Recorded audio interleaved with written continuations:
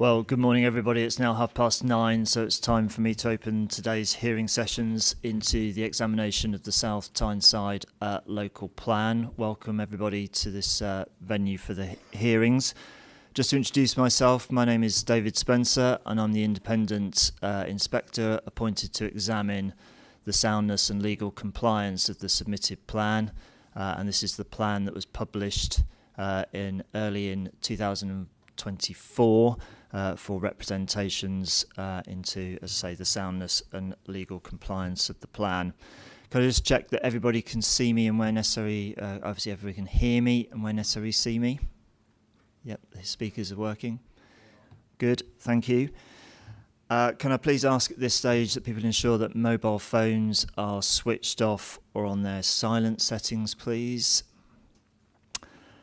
And can I please invite at this early stage the council to just advise what we need to do if the fire alarm goes off and whether we're due a test today and any other housekeeping matters. Thank you. Okay, good morning everybody. We're not expecting a fire alarm this morning, so if alarm does go off, please can you make way to the nearest fire exits, which just are on the far side of the room there. And then if you could make your way to the far side of the car park and then await instruction from hotel staff. Toilets are just in the corridor just outside, directly opposite this room. Please note that there are cables taped to the floor around the room, so just be careful when you're walking around not to trip on any of those. Also, the hotel operates a park and eye system in the car park, so if you have parked your car there, please ensure that you've entered your registration details in the tablet at the hotel reception as well. Thank you. Thank you for that. Can I check? These sessions are being recorded by the council and I think being uploaded onto the council's examination web pages, but does anybody else this morning wish to make their own recording of this event? No. Can I just check, is there anybody here present from the press today, please? No. Okay. Thank you. Now, these are meetings that are held in public, so people are welcome, as I can see in the audience, to observe the event this morning. They are, to say, also being recorded, but it is only people who are seated around the table who've expressed their right to be heard, alongside, obviously, I'll be hearing from the council, who have the right to speak at these meetings. These are not wider public open meetings for everybody to kind of chip in. With that in mind, obviously what I will endeavour to do is obviously ensure that everybody who is seated around the table has the right to be heard. It's important that when we make contributions that they are reasonably to the point. They're on the issue that we are discussing in relation to the agenda that's already been published and circulated separately. That agenda reflects my matters, issues and questions, which were based on all the various representations that were submitted on the plan back in early 2024. People do not need to necessarily read out or repeat what has already been provided within your statements. Please take those taken as read. What I'm hoping for is that we get a reasonable kind of discussion. And what I really want to understand and hear from people around the table, particularly from seated to my left and at the back of the table, is if you think the plan, or you obviously consider that the plan is not sound, why that I should draw a similar conclusion, and what needs to change to the plan in order for it to be made sound. And obviously the council will be rebutting or defending their particular position. When people do make contributions, please use the microphone so that people in the room and those observing the hearings can listen and can hear what is being said. I will try and generally direct questions to particular people to try and bring you into the conversation on particular points relevant to your representations. But if there is a particular point you wish to make as the discussion is moving along, and before I potentially move off a point, the convention is to upend your nameplate, and then I'll seek to bring you in as close as possible to that particular part of the discussion. Now, there are obviously profoundly or divergent views, or profoundly held divergent views on this plan and what it should be doing. Those who are vehemently opposed to the growth and the locations that are put forward within the plan. We'll also be hearing from those who think that the plan may need to go further or should go further in terms of additional growth. Please can we treat everyone with respect and allow everybody to make their points and treat others as we would wish to be treated ourselves. Does anybody have any brief questions on just how the mechanics or how these hearings work? I think people were here yesterday to observe day one, so you've probably got a gist of how these things work. No, thank you. Well, in which case, can I, before we get into the agenda, and we're here this morning to really look at matter 2 and the issues 1 and 2, which is first going to look at the plan period, and then the main substance for this morning's discussion will be around housing need and the amount of housing that this plan should be seeking to accommodate and plan for over the plan period. But can I first invite the council, probably through Mr. Shadarivian, to introduce who I'm likely to be hearing for on behalf of the council for this morning's session, please. Yes, good morning, sir. My name is Paul Shadarivian, KC, and I act for the council. And I'm going to ask the various witnesses to introduce themselves. Hello, I'm Deborah Lamb. I'm the Operations Manager for the Spatial Planning team at South Tyneside Council. I'm Kate Nichols, Director of Planning at LUC and led on the sustainability appraisal. Good morning, Michael Bullock from ARC4, who prepared the Strategic Housing Market Assessment. Yeah, I should have said. Now, once you've heard, I wasn't sure if on the end you were part of the council's team, but I see from your nameplate you're not. So what I'd like to do now is then work our way around the table if people can introduce themselves. I think Mr. Martin, you'll have to explain. You've got obviously two potential hats. Thank you. Hi, good morning everyone. I'm Joanne Harding from the Home Builders Federation. Hi everyone, I'm James Thompson, Development Planner at Banks. Hi everyone, I'm Neil Westwick, a Senior Director at Litchfields, representing Avant Homes. Morning, I'm Neil Morton, the Director at Savills, representing Lavery Coal Farm Limited. I'm Chris Martin. I'm from Pegasus Group. I'm representing both Bellway Homes Limited, who are strategic arm of Bellway, and Bellway Homes Limited North East, who are the divisional office of Bellway. Morning all, Lee Fulcher, Principal Planner at DPP. We're representing Stonebridge Homes. Morning, Kevin Ayrton from ALG Planning, representing Story Homes. Good morning, I'm Dave Hutchinson, the Secretary of East Boldon Neighbourhood Forum. With your permission, Chair, can I give a little bit of background to the Neighbourhood Forum so that everybody understands what we are, what we represent, if that's possible?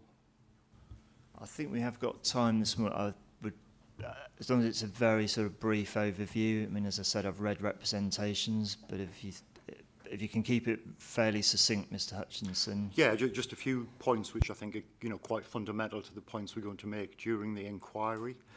The East Boldon Neighbourhood Plan was supported in a referendum which was held in October 2021. 1,432 votes were cast in total, with 1,362, which was 95%, in favour of the plan and only 70 against. That's a turnout of 42%, which is better than the turnout in recent local elections. The forum area includes about 1,800 houses in East Boldon. The key issues for the neighbourhood plan include the importance of the natural and built environment, the heritage of the area, and the role the green belt plays in protecting this. The plan includes a settlement boundary, largely to protect the character of the village and to address the key issues identified by our community consultation. Thank you. Thank you. I think, again, somebody, Mr. Butler, please, next. Yeah. Good morning. I'm Mervyn Butler. I'm Secretary of the Clean East Bolton Labour Party, and I'm also a member of East Bolton Neighbourhood Forum. Councillor David Herbert for the South Tyneside Green Party. Thank you for those introductions. So if I can invite people now to turn to my previously circulated agenda. This will then, as I say, link back to my previously published matters, issues and questions that were released early in May of this year. And there are the two issues, as I say, I want to cover this morning. The first is the plan period, and then we'll move on to the housing need, but often the two are interlinked. In terms of the plan period, my overarching question, and I'll invite the council to come in on this first, in terms of particularly how you responded to my matters issues questions 2.1, is whether it would be necessary for soundness to extend the plan period. Obviously, I'm reading the plan period as running from 1st of April 2023 through to the 31st of March 2040, so intending to give a 17-year period.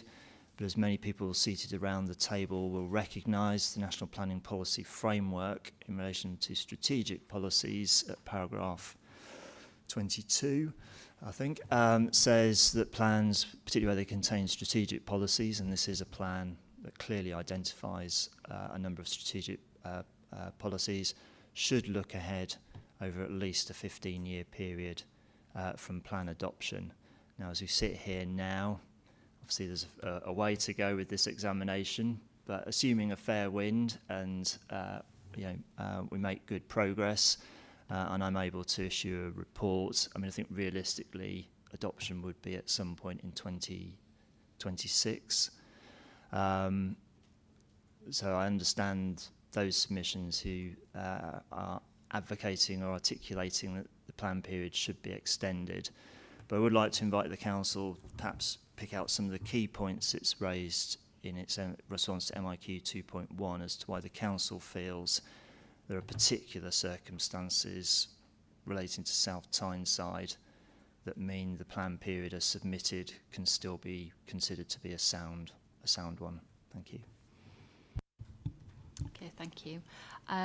As you've referenced in our response to the MIQ question, the council has set out that we consider the current plan period of 2023 to 2040 should not be modified and should be kept as it is for the plan going forward.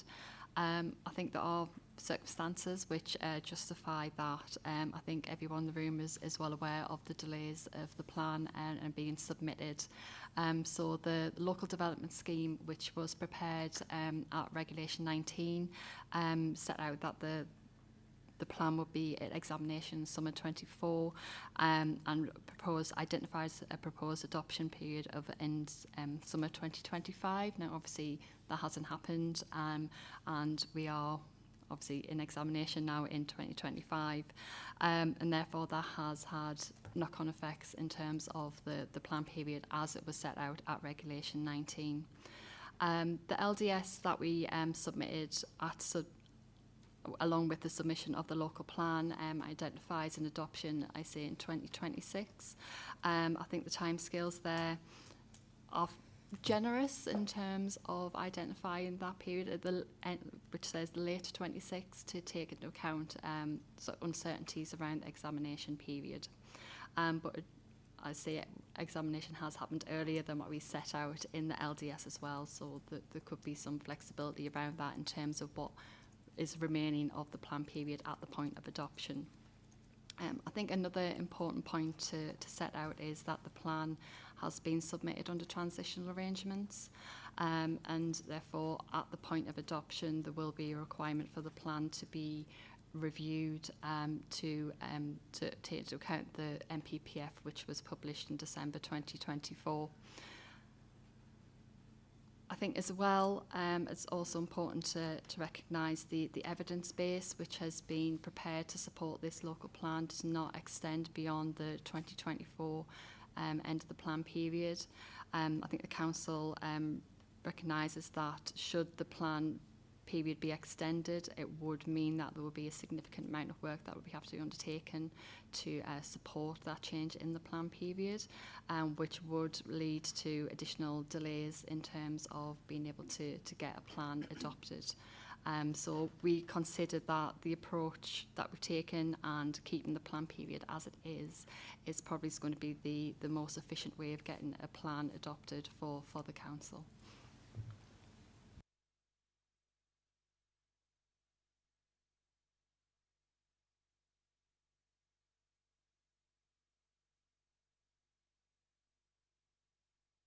Thank you. And just allied to that, before I bring in potential others on this issue of the plan period, I mean, the bottom line, I think, if I can sort of sum up the position of some of around the table in terms of extending the plan period is additional housing requirement that would need to be provided potentially over an additional year or 2 years. My rudimentary maths, if we accept the housing need figure, requirement figure, for South Tyneside would be about an additional, if it's another year, another 310, 2 years. Watch out for my lightning maths, 620. From the council's position, the reasonableness of saying, you know, the evidence base, does the evidence base exist to kind of, on the one hand, simply extrapolate that forward. Is there the evidence base that can support that, or is it really kind of tied to the 2040 kind of plan period in terms of what would need to be done? I don't know if the council could just potentially articulate what, if we were minded to go down a main modification of that what sort of things would need to be potentially unpicked or looked at further in more detail. So shall I deal with this? I may be corrected by those who know better. We'll see. First and foremost, the evidence base is comprehensive. It has to be comprehensive. We are dealing here not only with housing numbers, but other development too, meeting the borough's development needs as a whole. That includes employment, social infrastructure, as well as physical infrastructure of all types. It's not simply a question of extrapolating the housing figure and then adding on a couple of sites. There would be a need to review the evidence base as a whole to see what impact extending the plan period would have on all development needs and the implications on infrastructure and the timing of that infrastructure. That process in itself could take quite a long time. So if it were to be engaged through a modifications process, there is a real possibility that it would extend to many, many months of extra work in order to make sure that the evidence base supported the further year or two of the plan period. So one has to look at the emergence of this plan and the issues that have beset it in order to understand whether or not there is justification for undertaking that course of action and not being able to anticipate at this stage what its implications and outcomes might be. That's the first point. Second point is, if one goes back to the 2013 MPPF, and the policy has remained much the same and remains the same nonetheless. It says strategic policies should look ahead over a minimum 15-year period from adoption. It doesn't stop there. What it goes on to say is to anticipate and respond to long-term requirements and opportunities such as those arising from major improvements in infrastructure. So what it's saying is you need to look at it over this kind of period as a minimum in order to anticipate and respond to those issues. And it refers specifically to strategic policies. In that context, and the strategic policies which are being promoted through this plan are such that they're intended to meet the borough's needs for employment and housing land specifically over that period of time, albeit there is a shortfall of a year. The question is whether that objective is in some way materially compromised. My submission is that that policy objective is not materially compromised as a result of the planned period being a little shorter. Particularly in the context where there will be a requirement in any event to look ahead with a revised plan in short order, and likely also with a much higher housing requirement having regard to the assessed need.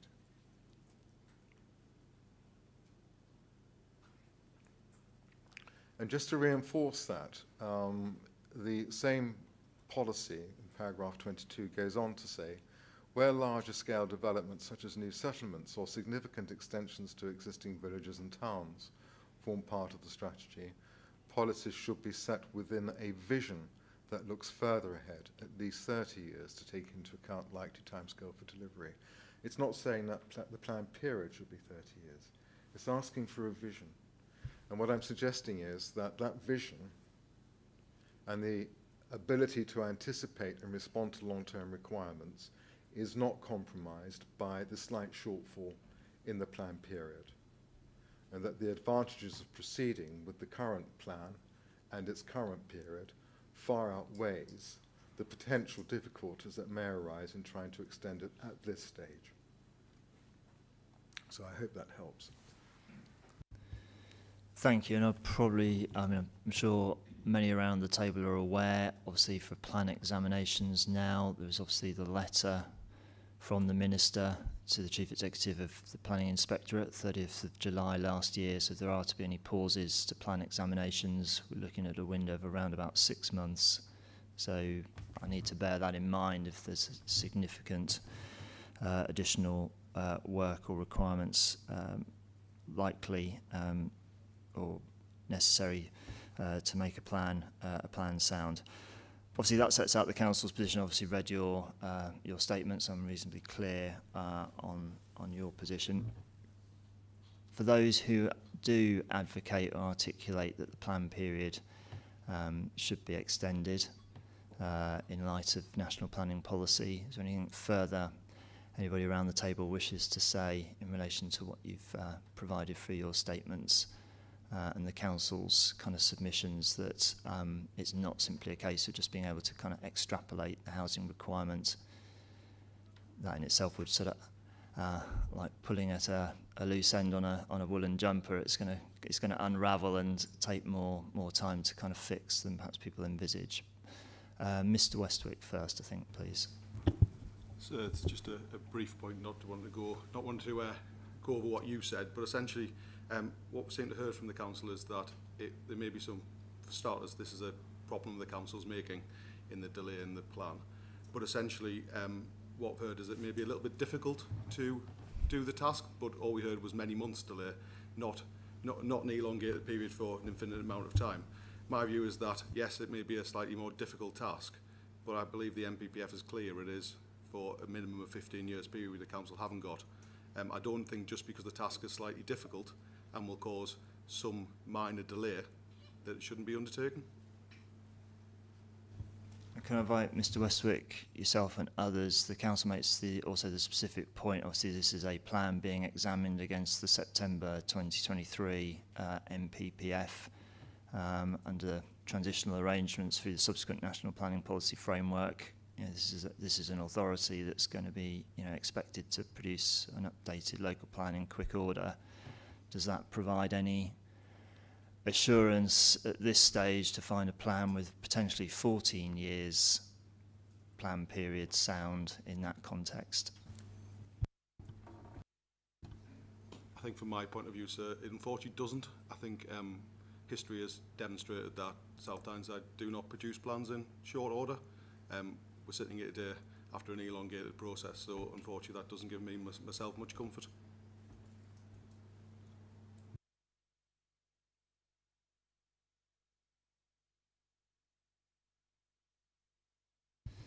Thank you. I'll go to Mr. Ayrton next and then Mr. Martin. Thank you, sir. Yeah, again, just going back to paragraph 22, it's quite clear, requiring a minimum 15 years. It doesn't kind of go on and say unless justification is set out. Otherwise, it's quite clear in that point. And I think, pick up on Mr. Westwick's point, past lack of delivery, the evidence of that, delays in the current local plan process. If anything, there's more of a reason to at least do 15 years rather than reduce it, to give it that certainty. And it links to other points as well, such as safeguarded land, about planning ahead, to recognise that constraint the Greenbelt has had on delivery in South Tyneside. So yeah, I think it's quite clear that that minimum period should be targeted. Okay. Thank you. Mr. Martin, please. Thank you, sir. To some degree, I have a little bit of sympathy with the planning officers, given the situation that we're in, as you've alluded to, sir, in terms of the letter and where we are and the delays that's had to the examination. But having said that, this is something that has been flagged, certainly in representations I prepared to the Regulation 19 stage, and I believe others round this table. At that point in time, we were saying the plan period was looking very tight, and any slippage would mean that you would be under that minimum 15-year period.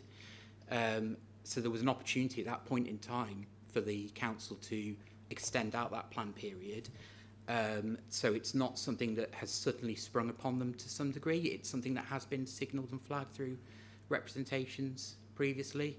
From my point of view, I'd agree with Mr. Airtray. There's areas of interpretation, areas of judgment. In this case, the MPPF is really clear that it's a minimum of 15 years from adoption. There's no ifs or buts or, exceptions or anything like that. So, and the PPG again is clear. The accompanying PPG, it talks about a minimum 15-year plan period. So that's talking about the bare minimum. Really, ideally, you should be looking even a bit further on than that. So, to my mind, they do need to extend the plan period. And I think it's pretty clear. I think there's an issue there that if you go ahead with a plan that's less, it could be challengeable potentially because it's not in accordance with national policy.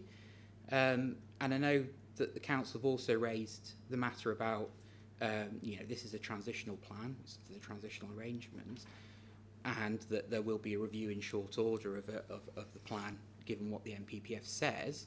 But are we not round this table today to test the soundness of this plan? And to some degree, we have to put aside the fact that there will be a review. Even if there is going to be a review, this plan itself has to be sound and has to be fit for purpose.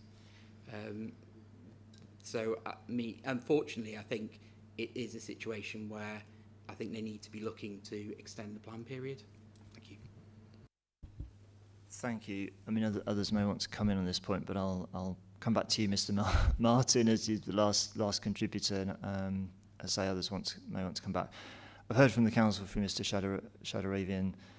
I think you placed an emphasis on the word should within paragraph 22 of the MPPF. It's not a must.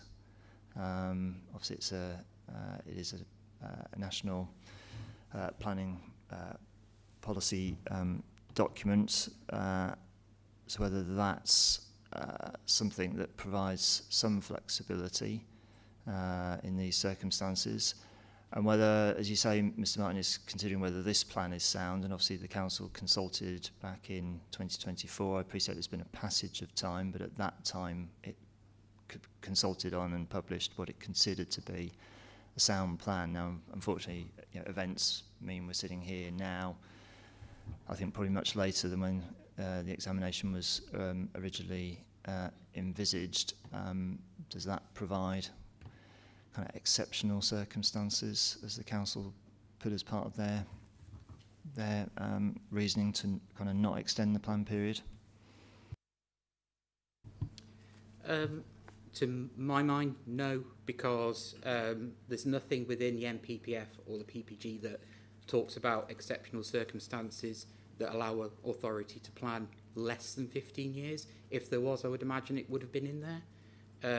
There's a good reason why it's a minimum of 15 years, because you have to provide certainty for residents, certainty for businesses, and if you're planning over a shorter period, then that doesn't create that certainty for long-term investment. to my mind, should or must. I mean, that's splitting hairs there. They're two modal verbs and both are directing you to do something. You know, if it was more loose, they could have used could or may, but, you know, to me it's still pretty clear about what the government's intending local planning authorities to do.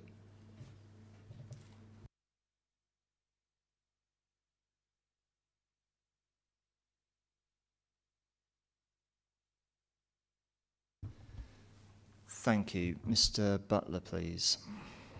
Thank you, sir. We wouldn't want to see an extension to the plan period. We would support the position that the plan should go forward and the dates as it is.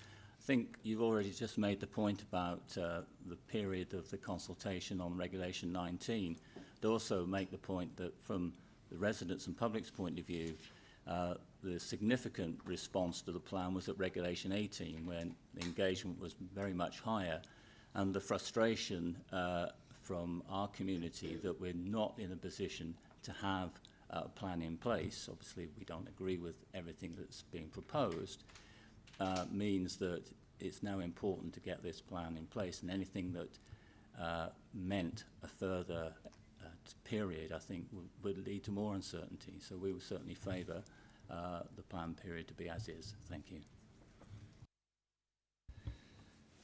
Thank you. Obviously mindful it's the council's plan. I don't know if the council wants to come back on anything that's been raised. I'm going to call them broadly the sort of development sector industry, as or land promotion industry, that's what they're doing. So, Mr. Shadowraven. Yeah, I'm just trying to. It's working.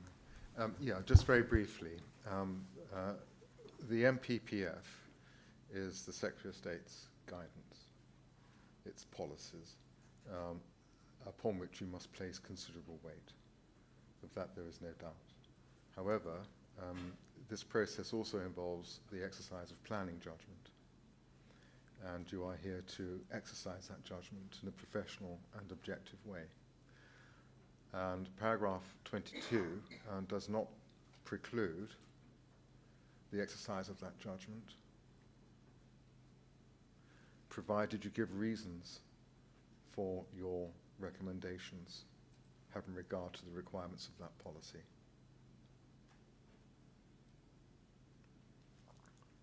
And that is a question of judgment for you. That's all I need to say about that.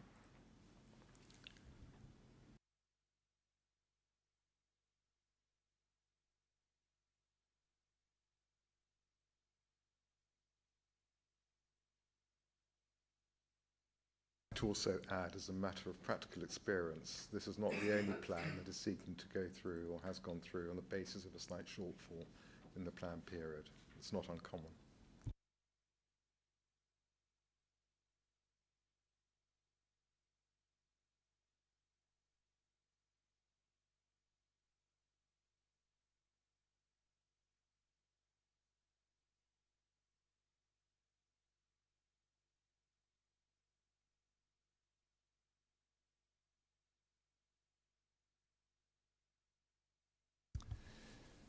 Thank you. If I can pick up the second part of the issue around plan period that I'd identified in my matters, issues and questions, we've kind of, to one end of the spectrum, been looking at sort of the end date and whether that should be moved forward to 2041 or 2042.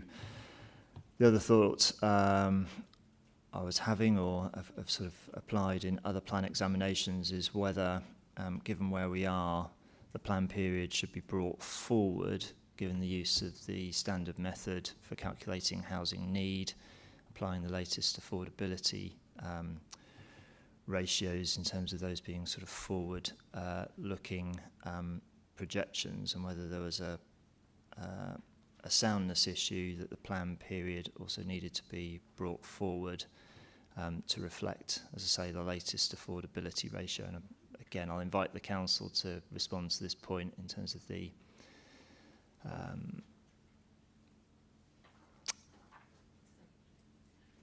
reasoning or the council's kind of view on why that wouldn't be necessary for soundness in this particular instance. Yeah, so I'll just quickly introduce myself. I'm Rachel Cooper, one of the senior policy officers at South Tyneside Council. As we set out in our hearing statement, the need of 309 dwellings is based on the 2022 affordability ratios. If we applied the 2023 affordability ratio, that would bring the need to 310 dwellings per annum. So I think it's the council's view that rebasing the plan for one additional dwelling per annum would not be proportionate.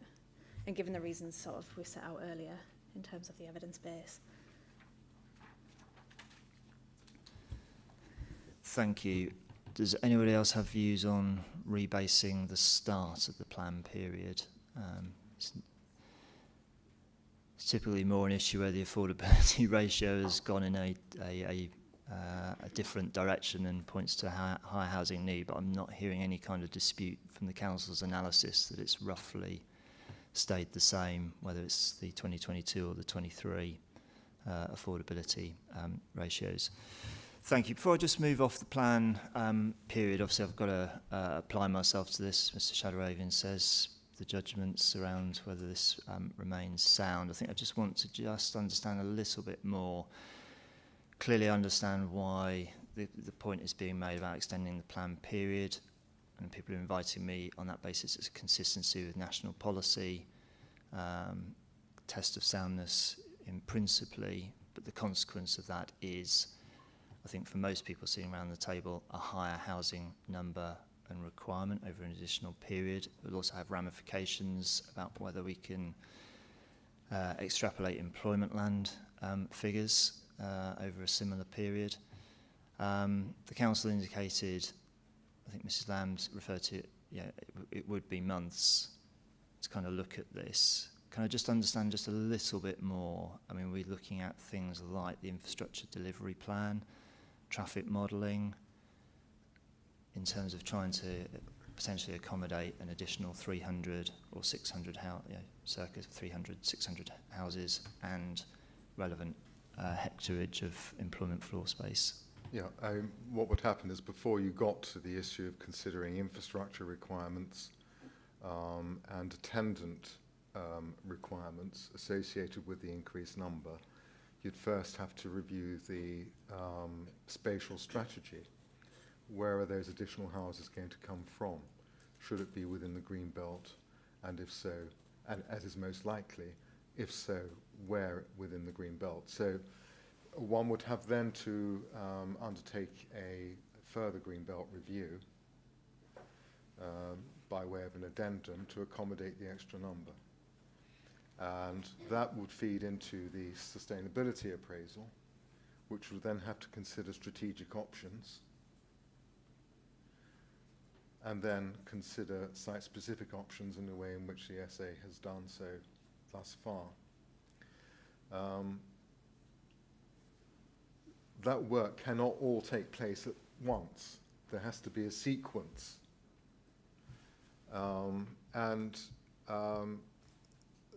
Once we've identified what that need is and what the spatial alternatives are, to consider then what the infrastructure requirements related to those alternatives is, so it can be SA'd.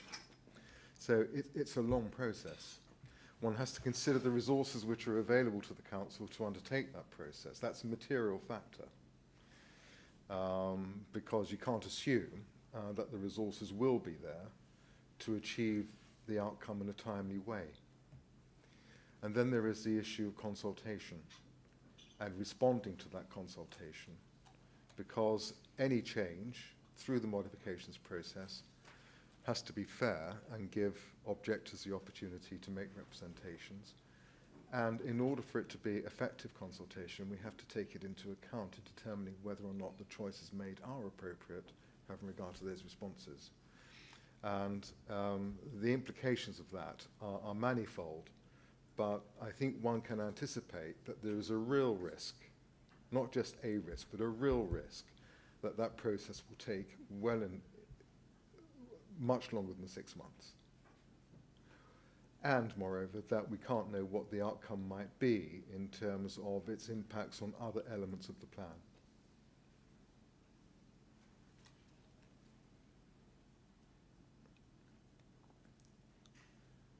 I think that is an assessment that can be made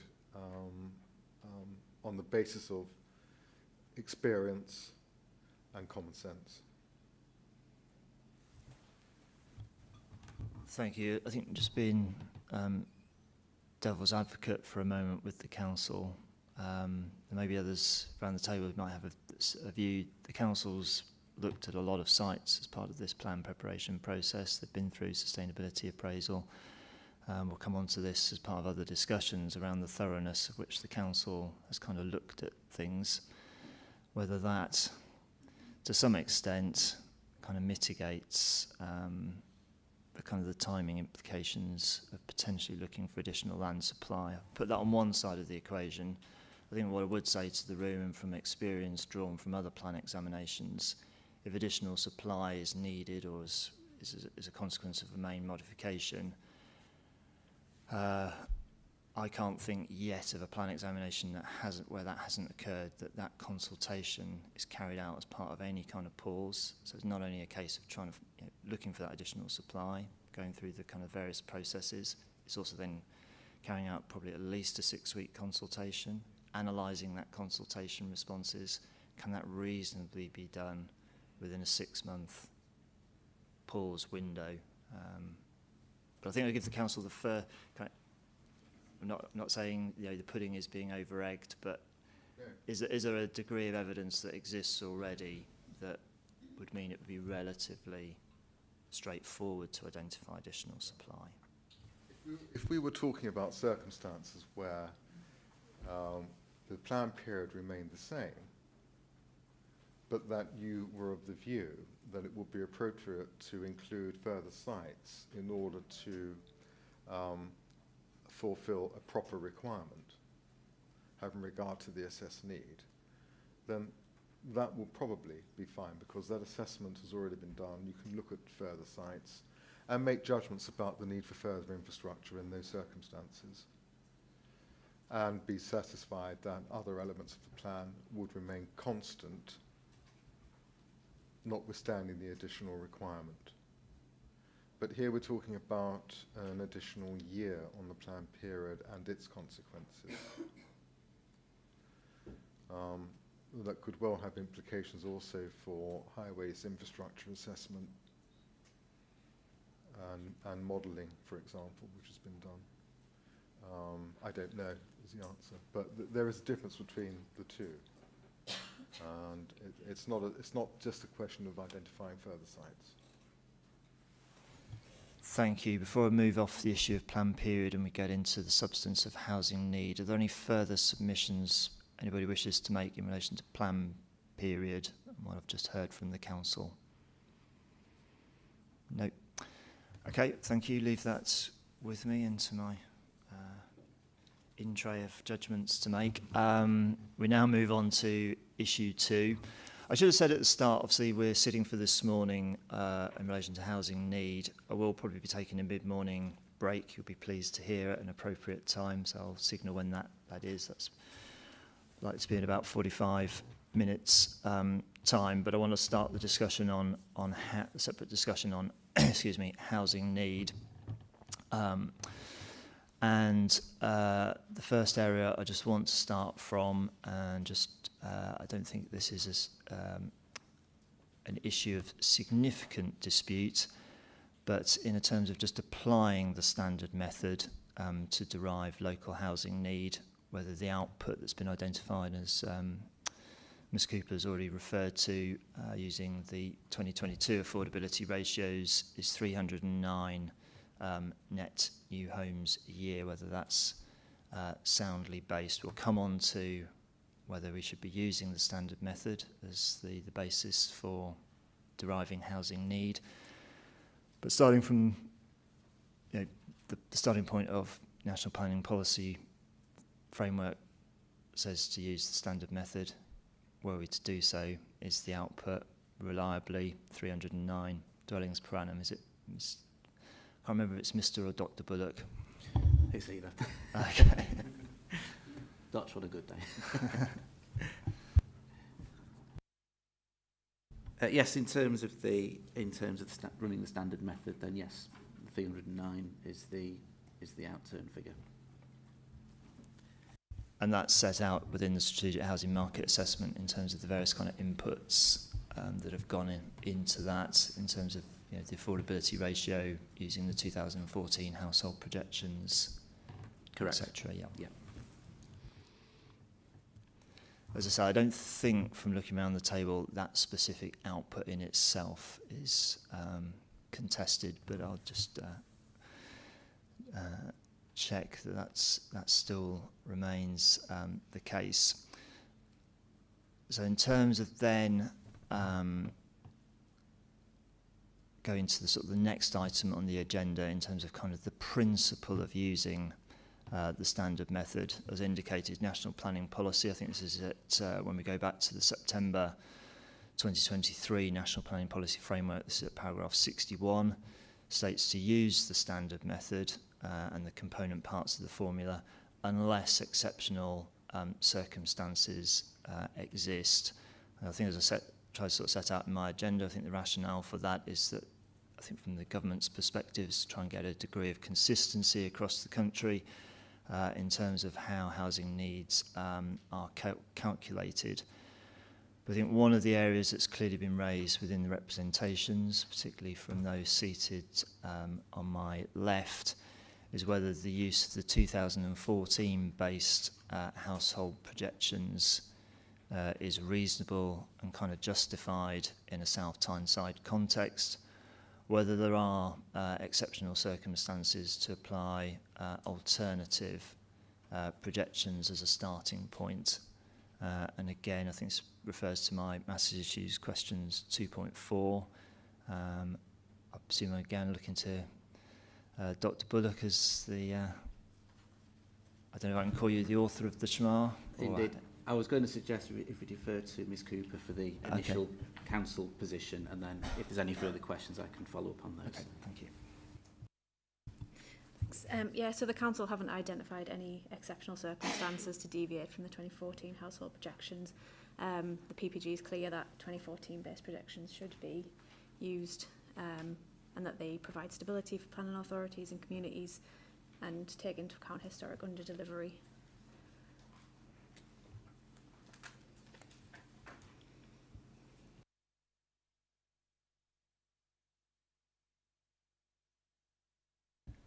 Thank you.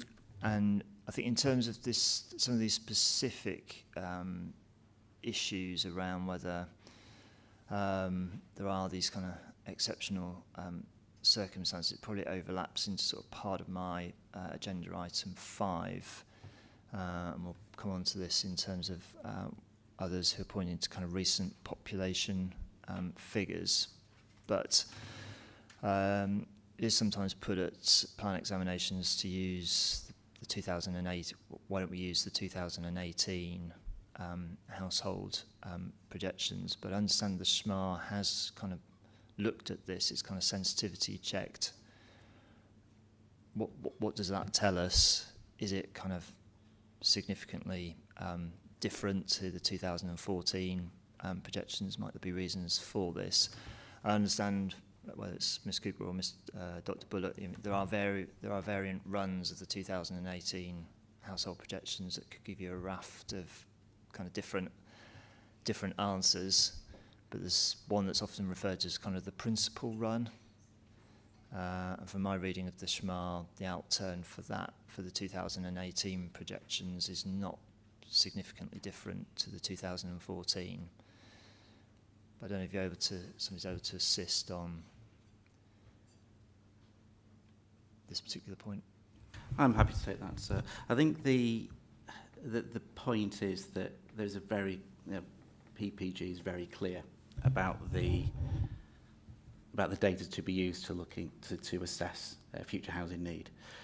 I think the point is that new data comes out quite frequently, quite regularly, and my considered view is whenever we're looking at new data coming out, it's to understand the kind of magnitudes and directions of data rather than the absolutes. And the point is that there is consistency in terms of the overall trends in population change affecting South Tyneside, which I think is the key point here.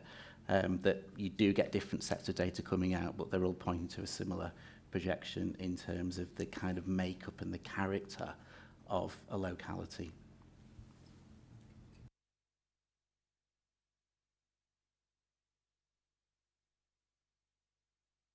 Thank you. And when I'm looking at this issue, I mean, I appreciate it is covered in some detail within the Strategic Housing Market Assessment, the SHMA. I mean, I was drawn to paragraph 240 to kind of draw that kind of particular conclusion around the kind of, as I describe it, the kind of the principal kind of output or run of the 2018 projections compared to the 2014. To kind of reveal that there's not that significant a difference in terms of the kind of as you say, the kind of consistent picture. Yeah, so I think as you were saying there, the paragraph 240 identifies that over the 10-year period from 2023 to 2033, under the 2014 projections, there's a rough household growth of 292 compared with 294 under the 2018 projections.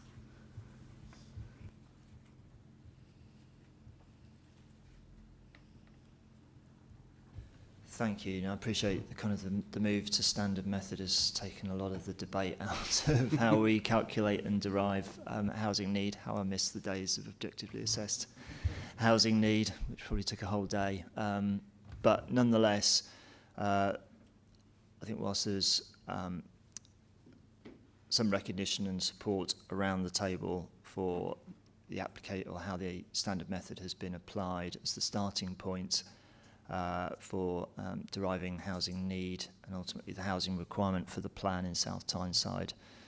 There are those who take an alternative or invite that an alternative view is taken. I want to sort of touch upon items 5 and 6 of my agenda, particularly for East Boldon Neighbourhood Forum in terms of your representations. I know those are echoed by the local Labour Party and others as well, in terms of what population trends might be telling us, what recent population figures are indicating. If we look at the latest 2021 census, I think your view, or your forum's view, Mr. Hutchinson, is that there's been a picture of sustained population decline. That's still the picture, in your view, from the latest census outputs, which points to, I think you suggest through various figures within your statement or your forum statement,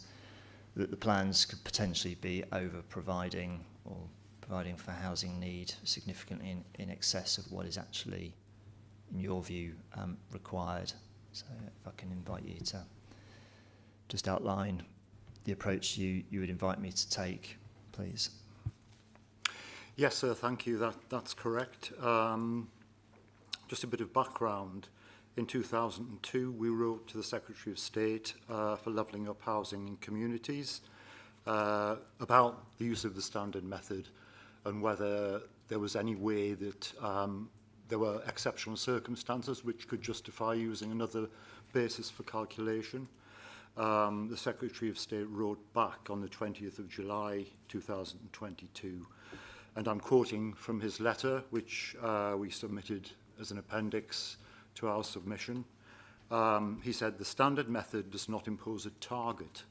It is still up to the local authority to determine its housing requirement, and this includes taking local circumstances and restraints such as the green belt into account." On that basis, we argue that there are exceptional circumstances for using a different figure. The population trend in South Tyneside has consistently been going down, and we now have the figures from the 2021 census, which show a much lower figure for projected households than either 2014 or 2018. So we are proposing that, given the flexibility conceded by the Secretary of State, the Council should use that lower figure from the 2021 census, which, if that was applied to the calculation, instead of 309 houses per year, that would give us a figure of 145 houses per year, which obviously is much less intrusive on the capacity and on the green belt of the borough. Thank you, Mr. Hutchinson. I think that then, looking at the forum's representations, you're saying that would, when we look at those figures, I think if I read your statement correctly, you'd be saying we'd need around about, or South Tyneside should be planning for around about 2,850 dwellings less than what's currently put forward in policy SP3, That's SP2. correct. Yeah.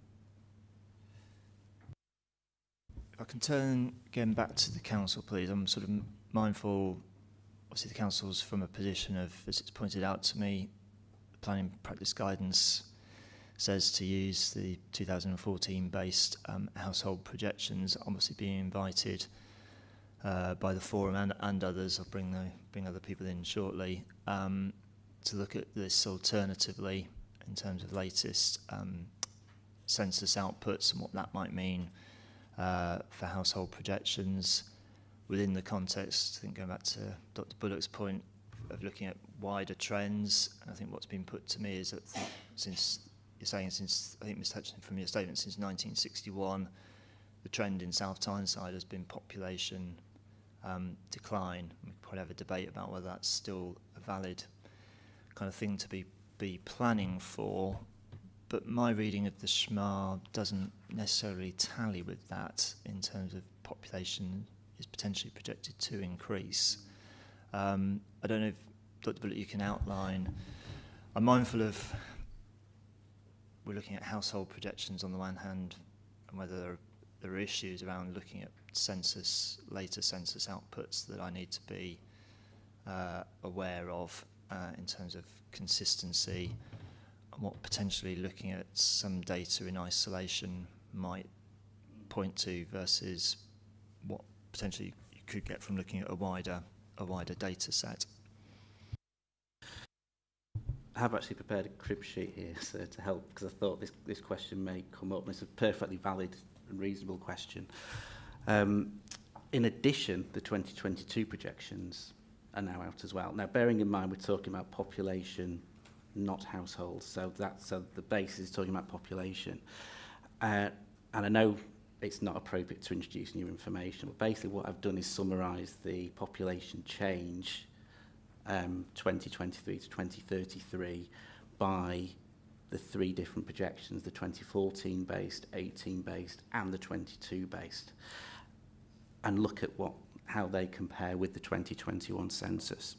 Now, one of the issues with the 21 census was a degree of underrepresentation and undercount, which has been reported in a number of areas because of COVID and what was going on at that moment in time. But what I have done is tried to summarise the point that in the 2021 census there was a reported population of 148,000. That compared with the 2014 projection at 2021 of 150,700, basically a 2% difference. For the 2018 projections, it was 152,000 population, which is a 2.7% variation from the 2021 census. And then for the 2022 projections that have just been published, there's a 0.6% difference from the census. They're talking about 148,500 population. So the point being that, yes, the census did report a lower figure, but there are questions around whether that fully reflected the total population. And the actual range that we're talking about in terms of differences that are being shown in the different projections would suggest to me that the position that's been taken about using the 2014 based projections, which informed the household projections, is still reasonable. But I'm happy to prepare that in a note, if that would be helpful. But it's just to try and summarise the points around these degrees of differences between population projections. Thank you. That's helpful. If I can bring in others, and I'll probably come back to a point on this, but invite Mr. Butler first, and then Councillor Herbert for the Green Party. Thank you, sir. This became a key issue for communities and residents during the consultation period, when people realised that the need for the housing sites was being driven by the housing requirement figure, and that led people to try and understand how this came about. It's a very technical process, but the public did pick up on it, and I think that the 2014 based idea became consistently under attack as time went forward during the consultation on this plan, and I think it's fair to say eventually became discredited because in people's minds, because it was so much out of date in their view. Now, Mr. Bullock just talked about total population. The important issue here is the issue of households, because that's driving the need. And in this situation, we find that the census showed, whether there was any undercounting or not, a significantly reduced number of households compared with any of the projections that were being used. And therefore, that was the reasons that we thought that we should seek, the forum should seek advice as to whether there could be exceptional circumstances because of the nature of South Tyneside and its extreme constraints with a large amount of greenbelt within the borough. So from that point of view, we do believe that there is that case to be made, and we'd ask you to consider it seriously.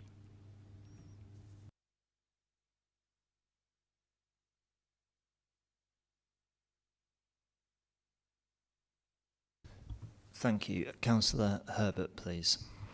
You know, I would agree with the forum representation. I'm not sure where the census figures from Mr. Bullock come from, because when you look at it, the only thing I can see is a maximum of 3% increase in the population, projected up to 2032, which I would think you could extrapolate on. So looking at that as a percentage of the 72,000 houses in South Tyneside, 3% would give a target of 127 houses a year, similar to the ballpark figure that's been mentioned.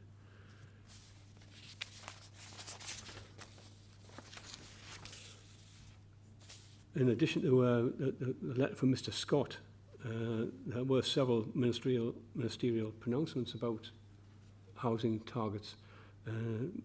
Michael Jenrick, the Secretary of State for Housing in 2020, said that the standard method of assessing local housing need does not present a target in plan making, but instead provides a starting point, backing up information in the letter. Michael Gove, then the Secretary of State for Levelling Up Housing and Communities, in 9th of December 2023, said that it provides a clear protection for the Greenbelt in the MPF. It will facilitate flexibility for local authorities in relation to local housing need, clarifying a local lock on any changes to the Greenbelt boundaries. It says it's a starting point, not a target. So consistently throughout the government, you've got this information there.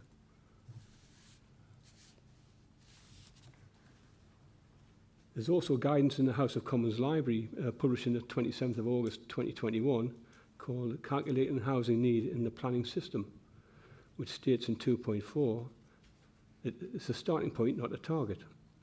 Land constraints and the standard method are not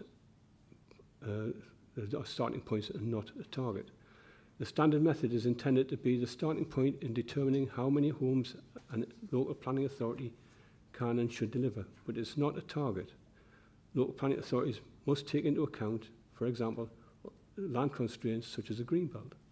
So you've got in the House of Commons libraries guidance to ministers and the government backing up what's just been said about the flexibility, and I would think exceptional circumstances in an urban situation as we have, Greenbelt's precious. Once it's gone, it's gone. We need to preserve it. And the figures on the housing protections, the population protections, ministerial pronouncements on how to interpret the NPPF give us the council leeway to adjust the housing target.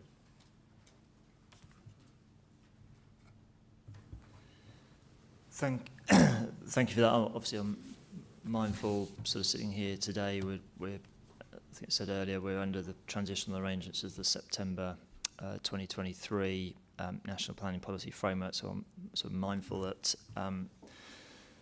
subsequent iterations of the NPPF were published. My examination for consistency with national policy is still bound back to that version of the NPPF and the associated chapters of the planning practice guidance.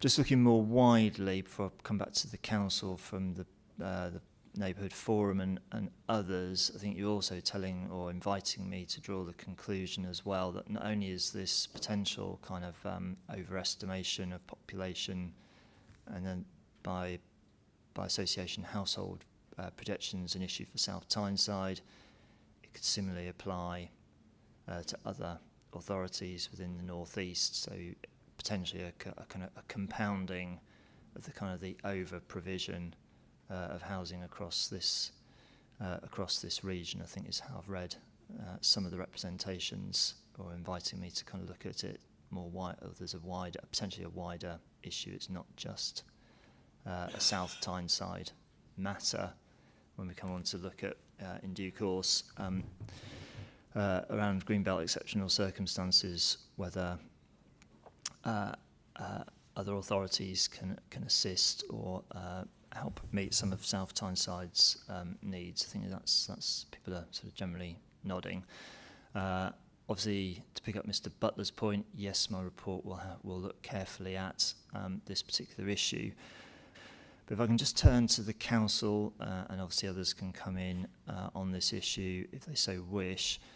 I mean, looking at the kind of the figures that Dr. Bullock provided in terms of overall population projections, trying to look at how this all then translates into household projections, whether there are other factors at play in terms of even if population and factoring in there could be potential issues with the 2021 census, does it necessarily follow that even if population is decreasing, or is it relatively stable, that then means fewer households, or are households getting smaller, or other factors that are potentially informing the household projections? And should I have an eye or a mind on, it's clearly presented in the SHMA, Ms Cooper referred to it earlier in terms of the formula for the standard method, passed under delivery. I mean, when I look at the SHMA, I think there's a helpful figure within that document. I think I've made a note, it's figure 2.4. I mean, house building seems to kind of peak around about 2016-17, and then over the following 6 years, it's been significantly under the then housing target. Is that something I need to kind of bear in mind or have an eye on in terms of whether household formation is being potentially suppressed within South Tyneside? A number of things there. But, yeah, I'll just pick up on the point of population increase, decrease, or stability not necessarily translating into households directly. I think it's table 2.15 of the SHMA looks at household types and changes over the plan period, and it identifies an increase in one-person households of over 54%. So I think that just demonstrates, households are becoming smaller and therefore more of them per population.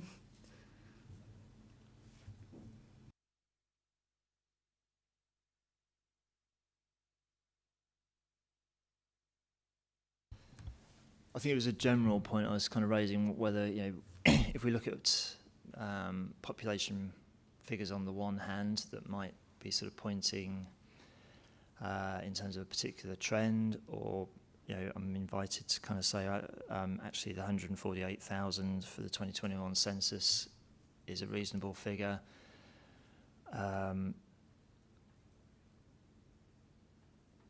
Whether there's some sort of just general caution I should have in mind about looking at population projections as a way of informing kind of household projections and translating them, and whether there are other factors I need to kind of have in my mind when looking at the SMART and other evidence that points to population might be doing this, even if I were to accept the most recent census figure.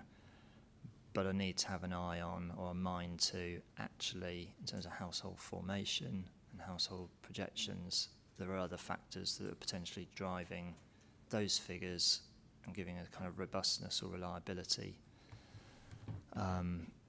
to the standard method. Yes, welcome to my world.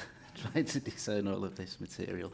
I think there's a I suppose a couple of points hopefully that might help you out. I mean, first of all, we know from the so basically, as people broadly be aware, household projections are produced, they're then used to derive, so population projections are produced, then they are used to derive household projections.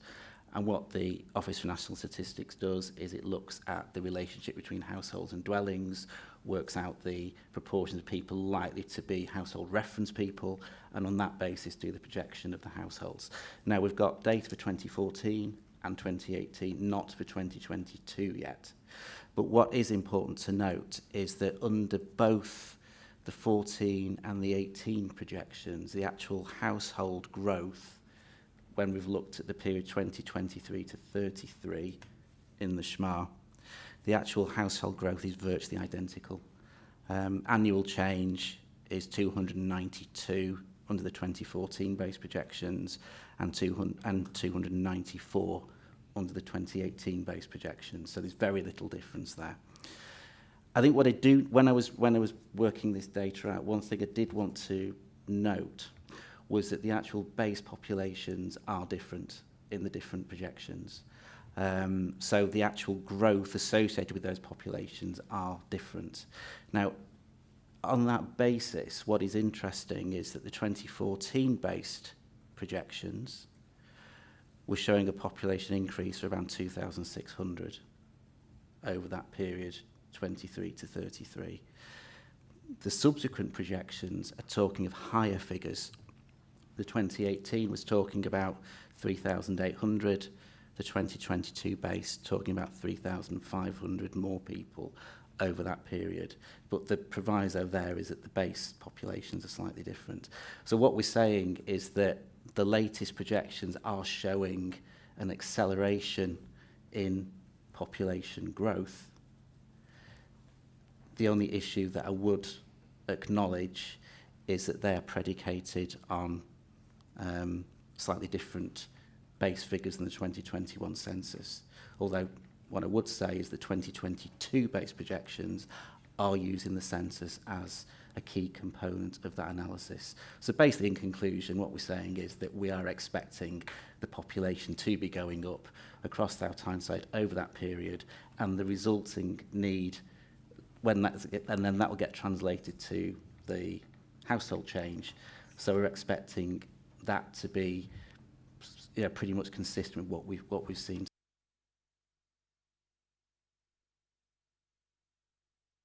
Thank you. And some people in the room might be sort of curious as to why we go so far back to the 2014 projections. We've got the 2018 projections. Why should we not use those?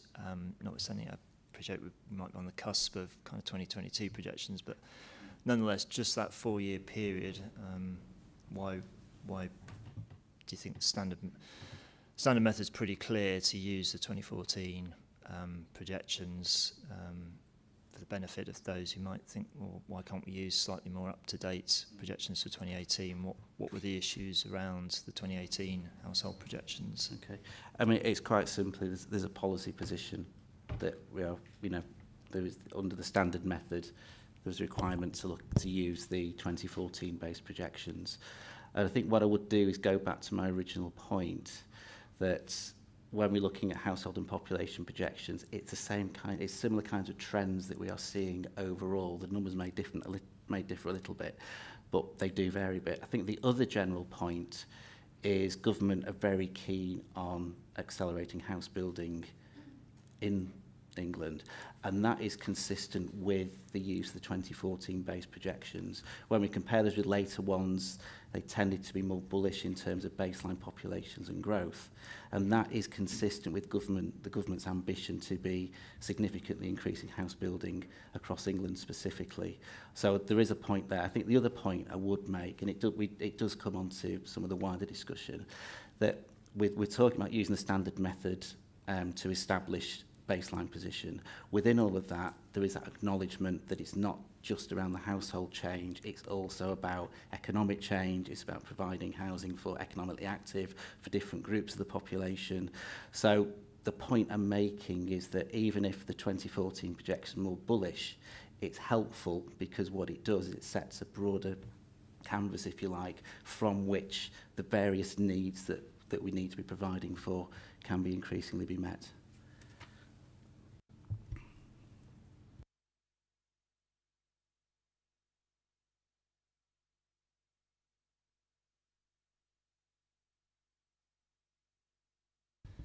Thank you for that. So if we can bring in others, I think just on the sort of general point of the kind of the starting point for looking at housing need and the application of the standard method and whether there are kind of exceptional circumstances to kind of take a different kind of starting point. I appreciate we're going to come on to probably after the mid-morning adjournment whether there are other adjustments that should be considered. But Mr. Martin, is there anything further you wish to add on what I've been hearing this morning? Thank you, sir. It's really to build upon Dr. Bullock's point and more generally, the pitfall, I guess, of using and relying on demographics solely is if you have an area that has a declining population, all you end up doing is reinforcing that decline because you're using trends that have the downward trends, basically. That's why the government specifically say it's a starting point, because then you do need to sense check it. And I would bring it back to the fact that paragraph 16 of the NPPF is very clear that local planning authorities need to prepare positively for growth in their area. Paragraph 60 talks about the government authorities need to significantly boost the supply of new homes, and then of course you'll be aware there's a soundness test of a plan needing to be positively prepared. I would think if you're just purely going off demographics and you're purely going off demographics that are showing any sort of decline, you are just planning for decline, and it completely goes against and it's completely at odds with what the government's telling us we need to be doing. So, I mean, our representation is very clear, and I know we'll be going on to another point, but as a minimum, it's the standard method. That is the starting point, and you build from there. I don't think there's any exceptional circumstances to say you look at the standard method and you go backwards. I mean, the PPG is very clear about that. It has to be exceptional local circumstances, and in this case, I don't think there are any. Thank you. Thank you. Before bringing in others, I mean, obviously the other part of NPPF paragraph 61 is, I mean, the exceptional circumstances in terms of using an alternative approach have still got to reflect current and future demographic trends and market signals. So that's obviously something else to kind of bear in mind if looking at an alternative approach. Councillor Herbert, next, please. Looking at sort of population trends and the housing market, reflecting that, the number of vacant properties in South Tyneside from the Regulation 18 to the Regulation 19 plans increased from 1.6% to 3% according to the figures. So that would say a slackening in the market, a lowering in demand. And half of those properties are long-term vacant over 6 months, which is nearly 1,000 properties. So I think that sort of gives you some indication what's going on with the housing market there. Talk about the national housing drive. Well, regionally there's massive differences in demand, and obviously the south and south, London south east, massive demand there. In the north east, the population trends and the demand are totally different. And I think that the housing market should be addressing regional needs, not just national needs.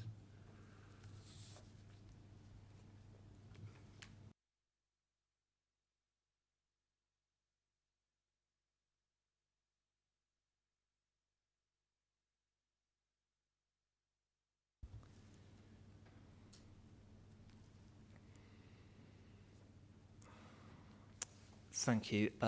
Is it Mr. Morton next, please? Thank you, sir. It's just a general point, really. I know we're dealing with detailed demographic issues, but as a general planning point on population, surely part of the problem in South Tyneside is there hasn't been a local plan in place for, well, core strategy 2007, allocations DPD 2012. The supply of housing is pretty much run dry. I'm sure we'll come on to housing delivery test and 5-year supply position, but the housing hasn't been built in this location, and that's going to have a knock-on effect on population.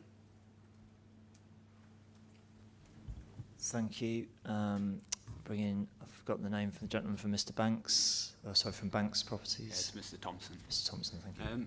Yeah, just reiterating there what's just been said, but also to provide an alternative view that, you know, if population is decreasing or only rising slowly, that should be a worrying trend, not just for South Tyneside, but the wider northeast. And to improve economic growth, you know, we need to actually build more houses to encourage people that are already living here to stay here, and also to attract wider people moving from elsewhere into the northeast, and more specifically South Tyneside. So it's just, yeah, just to make that point as well, that, you know, and also as said, the housing delivery has been poor in recent years, so that's obviously only going to contribute further to that problem. Thank you. Mr. Butler, please. Thank you, sir. In terms of the comments that we'd be planning for decline if we use purely demographic information, I don't think that's the position this plan would take us in. If we're looking at trying to provide suitable housing and the right housing in the right places for this plan, we do need to take into account societal trends such as the increase in single-person households, and this will have an impact on housing mix in particular as we move forward to consider other elements of the plan. The representations we've made about the need for greater housing for older people, for instance.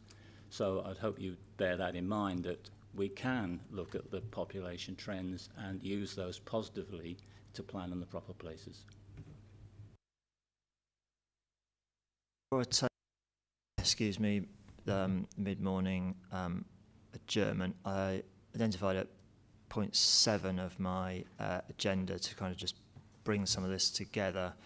Whether exceptional circumstances do exist in South Tyneside. I focused in on the 2018 household projections as a kind of whether they would provide that that basis and what that figure would look like. I just want to check with the council that again I'll be looking at the SHMA, and would you point me to the kind of the principal run of all the kind of the variants of the 2008? If I'm looking at the excuse me, the 2018 household projections, it would be the sort of the. I appreciate there are various kind of runs on those projections. But I think from what I've been hearing this morning, and from what I've been reading, if I look at the principal run, the output is not that different to using the 2014 projections. That's correct, yeah. And within the SHMA, you want to be looking at table 215, which is the principal projection, looking at change over time, which picks up what's just been discussed around household type and age.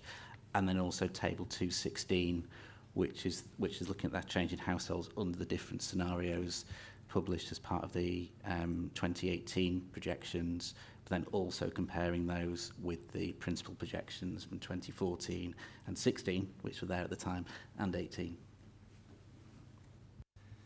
And at this moment in time, just so I'm absolutely clear on this point, Dr. Bullock, we have the 2021 census, but we do not yet have 2022 based projections. We have the 22 based population, but we don't have the household yet. Okay.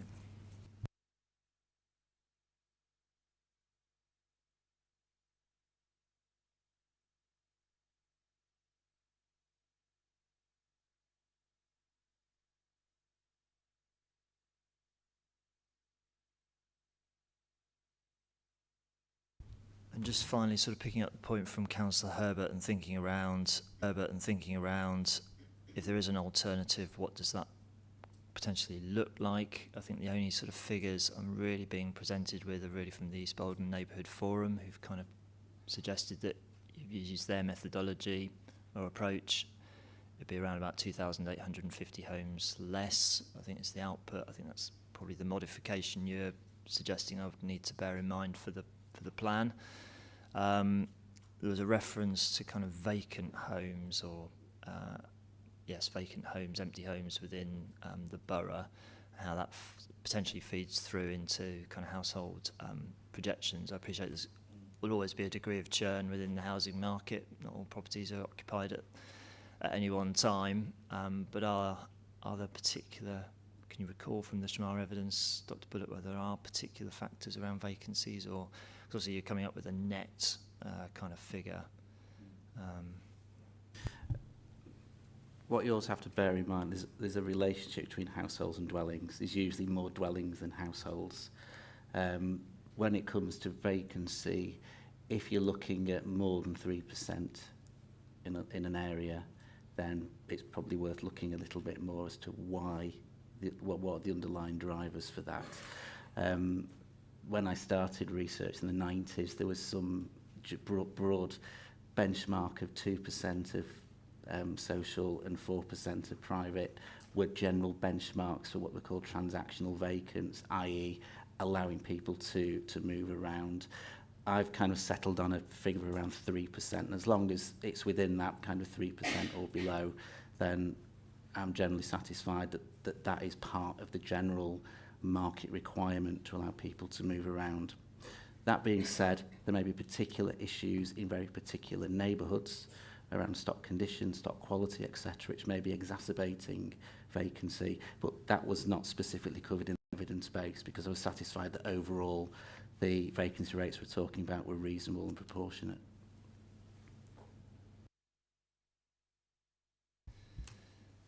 Thank you. We're just coming up to 11 o'clock, so I'm going to take a mid-morning adjournment now. When we resume, we'll be back on point 8 of my agenda for this morning. Generally take around about 15 minutes for a mid-morning adjournment, so we're just before 11 o'clock, so if people can be back in this room, please, for 11:15, and then we'll resume the discussion. Thank you.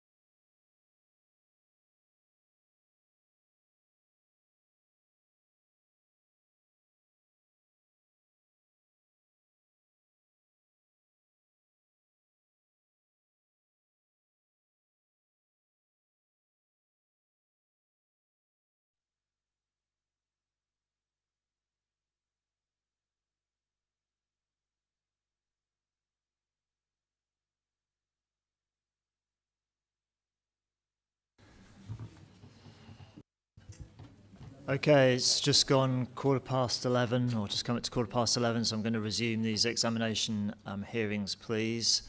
Can I just check with people, is the temperature of the room okay? Are people comfortable? Not too hot, not too cold? Good. Okay, we're resuming discussion around housing need, and I'm on point 8 of my agenda. I think it's where I'm sort of looking at the other side of the coin now in terms of those submissions or representations on the plan, which suggests that the housing need and the housing requirement figure that the plan should be seeking to accommodate should be higher than the standard method output of 309 dwellings per annum. We're first going to look at kind of whether there are economic factors that would justify that and instigate a necessary change to the plan, and then secondly whether there are social factors in terms of looking at the amount of affordable housing to be planned for. In terms of the economic factors, I think I'm drawn to, I think it was then part of the PPG, Planning Practice Guidance, paragraph 2A10, in terms of when might it be appropriate to plan for a higher housing need figure than the standard method indicates. And there was reference to various factors, including growth strategies for the area that are likely to be deliverable, and things like strategic improvements that are likely to drive an increase in the need for homes locally. In terms of planning for a higher housing figure to support, we'll start with local and regional economic growth. Various representations point me to the council's own sort of local economic growth strategies and the strategies of the then North East local enterprise partnership in terms of the number of jobs to be planned for, or whether from the council's perspective and whether how this was looked at, including as part of the SHMA, whether the council has looked at this but ultimately concluded that there are not the kind of the factors here that would warrant or justify a higher housing need figure than the standard method indicates. Is it Ms Cooper first? Yeah, so I think we set most of that out in our hearing statement. I think we sort of set out each of the parts of the PPG, and the SHMA does look at a range of alternative demographic scenarios, but ultimately concludes that there are no exceptional circumstances for an uplift to the housing number.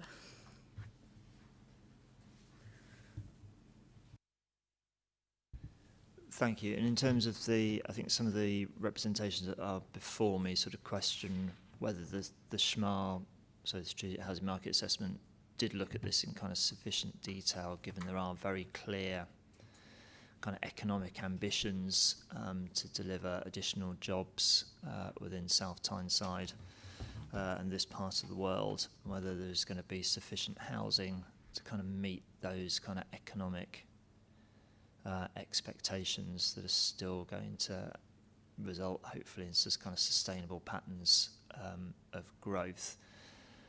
I don't know, again, if the council wishes to kind of respond to those, I think you do pick it up as part of your reply to, or statement as part of my MIQ 2.6, just in kind of general terms.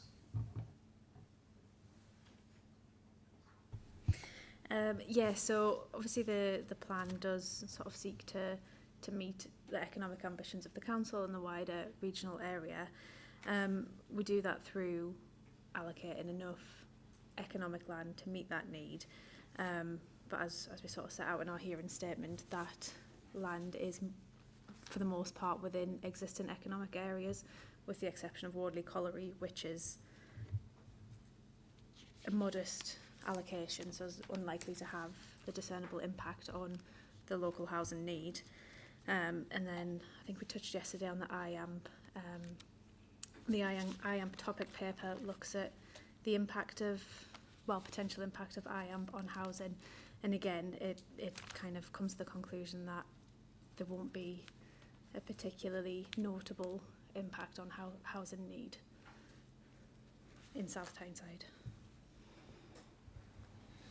Thank you. I mean, probably for the benefit of people in the room, I've kind of done things slightly back to front in that I picked up the employment kind of side of SP3 yesterday, and then we looked at the kind of the council's approach in terms of its policy on labour demand scenario in terms of responding to, as Ms Cooper's referred to, things like the IAMP that drives the highest or informs the highest employment land figures compared to the alternative scenario, which is the labour supply. What would be the number of jobs, employment land you'd need to provide employment for the anticipated kind of household growth. But I just wonder if I can, at this point, invite in or bring in those who make sort of the general submissions that basically the plan is not going to provide enough homes to meet kind of economic ambitions. I'm not going to pick on anybody in specific, but I see Ms Harding for the Home Builders Federation has made reps on this point. I know Litchfield's on behalf of Avent Homes. Again, I think Mr Martin on behalf of various clients have also made similar submissions. But I'll bring in Ms Harding first for the Home Builders Federation, and then we'll hear from others. Thank you very much. I just want to highlight as well as the PPG, the MPPF also sets out that planning policies should seek to address potential barriers to investment, and included in those barriers are housing. So we just wanted to make sure that housing is not a barrier. We were one of the people who suggested that perhaps the SHMA had taken rather a light touch in terms of its assessment in relation to what is required in the PPG in terms of looking at growth strategies and strategic infrastructure improvements. They have highlighted the main document, so they have highlighted where the evidence is in terms of the potential employment growth, the number of jobs that the council are looking to have, their aspirations for 25,000 new jobs for South Tyneside by 2031. We obviously also have the IAMP that's currently at Reg 19 in terms of where it's happening with its own area action plan, the second area action plan, and how that's going to develop. And whilst I note that the council have suggested that 90% of the potential workers are in the North East, that does still leave another 10%, and also that the North East is quite a very large area, very general impact in terms of where people would be coming from. Obviously, in terms of sustainability and the location of the IAMP, it would make sense for those people to be within the area of the IAMP in terms of being in South Tyneside or within Sunderland. So it would make sense that there is going to be the potential for people commuting if they are travelling from further afield. I would be suggesting that the council should be looking to ensure that they do have the housing that comes alongside that strategic employment site to make sure that there is not unsustainable commuting patterns, to make sure that those people are local to the area and can work there. So I would be suggesting that at the moment there is a lot of evidence to suggest that there are growth strategies in place.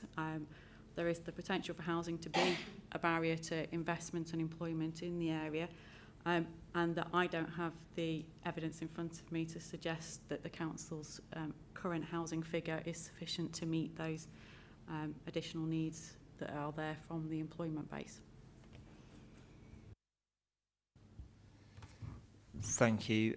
Does anybody else wish to kind of come in on this first point around economic development or supporting economic development? Mr Westwick first. It's just an incredibly brief point. HBF have covered everything very well. It was just that the housing figure is the bare minimum. IAMP is a once-in-a-generational employment zone, and essentially that development should be taken into account in the housing figures. Just to reiterate, that 309 figure is the bare minimum. It doesn't, I can't see any evidence it's taken into account any growth of the IAMP scheme.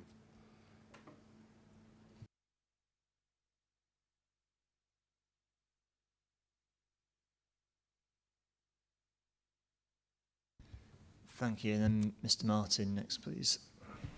Thank you, sir. It's really to build on what Mr Westwick just said there. The 309 figure is a demographically derived figure. It does make no real adjustment for any sort of uplifting growth strategy over and above a baseline. It's clear from looking at the local plan itself that they are aiming, as they should be, for economic growth above a baseline. And I don't think the SHMAR particularly deals with it in a very convincing way. I'd point you to paragraph 4.26 of the SHMAR, which I think says something that it considers that a minimum local housing target of 309 homes per year reflects an aspiration for achieving economic growth. But then it goes on and says, South Tyneside is part of a wider functional area extending across Tyne and Wear as evidenced in commuting and travel to work patterns. It's therefore reasonable to assume that new jobs created in South Tyneside could be done by people within a wider functional economic area. To me, that is, again, completely contrary to what the NPPF says, which is trying to create sustainable patterns of development and trying to have people live where the jobs are, rather than encouraging more in commuting to the area. I'd also probably want to draw your attention to the fact that the employment land figure is derived from a policy on response, and a 309 dwellings per annum is not a policy on figure. Therefore, there is a fundamental mismatch between economic growth aspirations and aspirations for housing growth. So to my mind, it's more than just the IAMP, it's the wider economic growth strategy. You can't really, in some respects, have your cake and eat it. If you have your economic growth for sustainable development, you need the housing growth to go with it.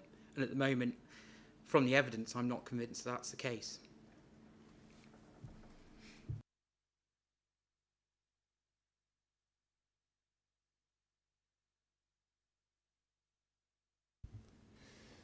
Thank you for that. Is it Fulcher?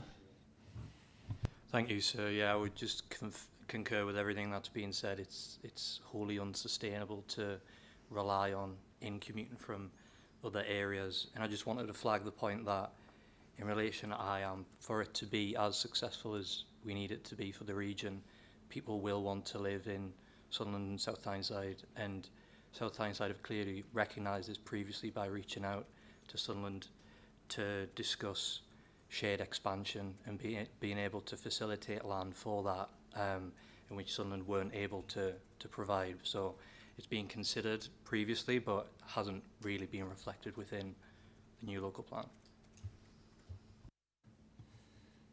Thank you. Before I bring in others who may have a different view on things, I mean, from a recollection of representations, and I'm probably not surprised with this, I don't think anybody's kind of putting forward to me an alternative or a higher specific figure. I think you're sowing the seed that this is something that needs to be looked at further, and it would be for the council to kind of come to that conclusion to look at. I don't think anybody's articulating, well, the housing need figure needs to be X or Y. Just on the point of kind of having in mind kind of sustainable patterns where people are living, where people are working. Obviously, the council's pointed me to I think it's document HAL 14. I think it's the Arup paper. It's 2016, so I'm mindful it's of some vintage. Obviously, the IAMP is cross-boundary with Sunderland. Is there any kind of, I think sort of, from my mind and thought processes, drawing conclusions around reasonably kind of tight geographies here? South Tyneside's a relatively small borough, Sunderland's relatively close, Gateshead's relatively close. Should I be overly concerned about what might be happening in terms of sustainable development, sustainable kind of commuting travel patterns? Is a reasonable degree of fluidity across what is ultimately a kind of a relatively small kind of geography? Mr. Martin. Thank you, sir. Yes, I think you should be, because being a planner who not only looks at local plans but was also at the coalface with development management, what comes up time and time again now is active travel and being able to have people within employment and services within cycling and walking distances particularly. And when planning applications go in, that councils often want us to look at that in the first instance. having in commuting from adjacent areas is not really compatible with that?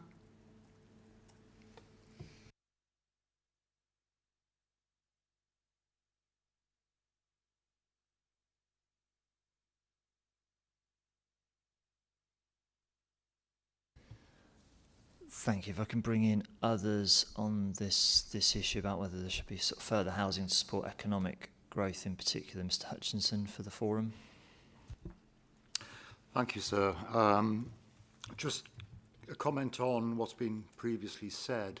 Although the council, excuse me, may have an active travel policy, I think it's a well-known fact that people still do commute, sometimes significant distances for employment. So that might be a point, but I don't think it's a significant point. Just a couple of other points. The IAMP has already taken up large areas of arable and greenbelt land, not necessarily all within the borough of South Tyneside, but within the greenbelt, which in the northeast generally is being significantly reduced. The other point I would like to make is that the unemployment situation in South Tyneside in December 2024 was 5.7% against a national average of 3.8%. So there's a significant more number of people that are unemployed who potentially could have jobs within the IAMP. So again, I think that that sort of counters the argument for further homes to be bought because they already live within the borough. We would also agree with the council's assertion that 90% of current IAMP workers are anticipated to live within the northeast and within commuting distance. Thank you. Thank you for that. Councillor Herbert next, please. We've already heard from Ms Cooper that the IAMP won't have a significant effect on housing in South Tyneside. Its location, which will be on the Follinsby extension of the Metro, will open up that employment opportunity to the wider area, to the wider region. So the workers will be drawn from a wider area, not just from South Tyneside. South Tyneside, there's about 50% of the working population move out of South Tyneside on a daily basis to work. If you provide employment opportunities in South Tyneside, you will prevent that need to commute, and you will then be able to promote the active travel and use of public transport, which would be a more sustainable way to do things.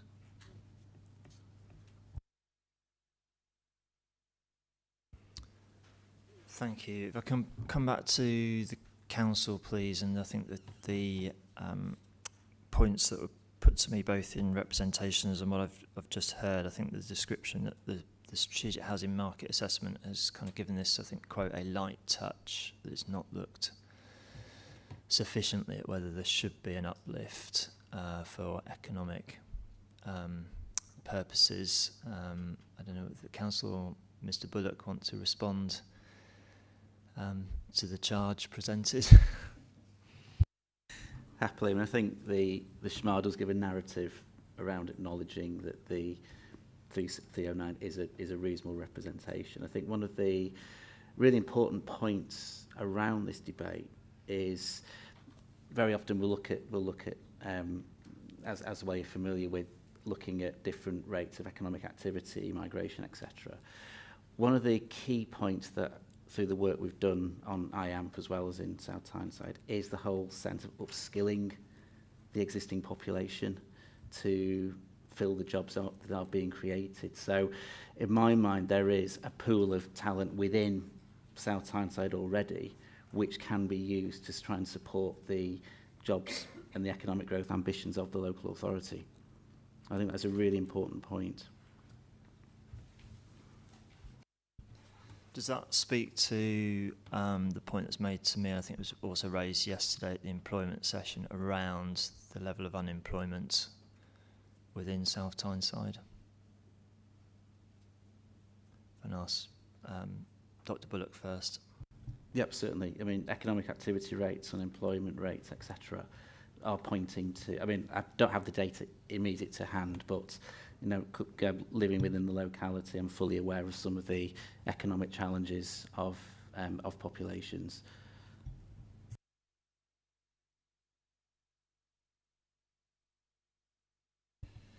Thank you for bringing Ms Harding again for the HBF on this point.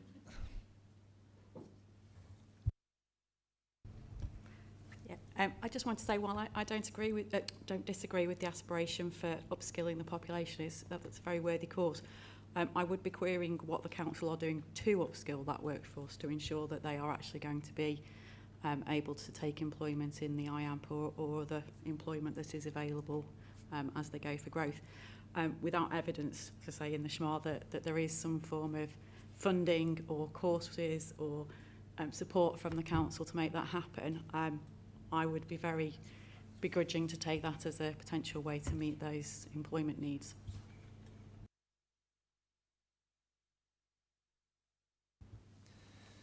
Thank you. I mean, the council obviously has pointed me, as I mentioned, to the Arup paper. I mean, I appreciate, as I said, that's now some time ago.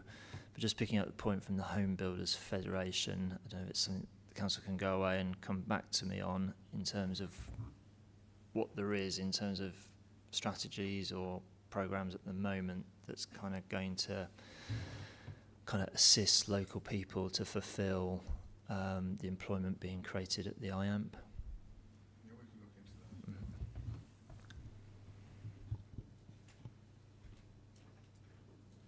But if I could just reiterate what's already been put in our answer to MIQs on this, that study did indicate that the vast majority of those who will be employed in IAMP prospectively, about 90%, do come from the northeast.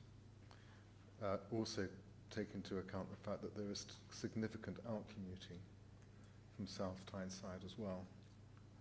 So there are a number of dynamics to take into account. And underlying all of that, in terms of looking at the soundness of this plan, in terms of housing provision and meeting housing needs generated by employment opportunities as they arise, it's important to bear in mind that this council is of the view, formed the view on the evidence, that the requirements caused by IAMP are pretty modest overall in terms of its impact on the housing market and housing numbers. It would be, in a way, putting a finger in the air to say, well, if we are to advance a figure which is higher than the standard method, what should that figure be?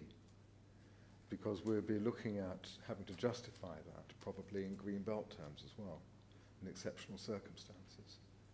And at the moment, we are, as an authority, not able to identify a figure that needs to be higher than a standard method in order to make the plan sound. We consider the plan is sound as it's currently based.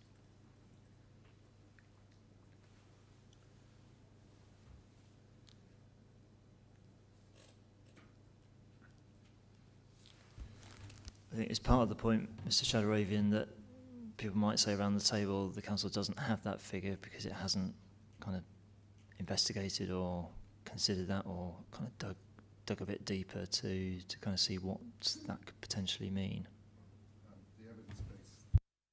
The evidence base is what it is, and we can address that point specifically if there's a need to in due course. Thank you. Mr Martin and then Mr Westwick, please.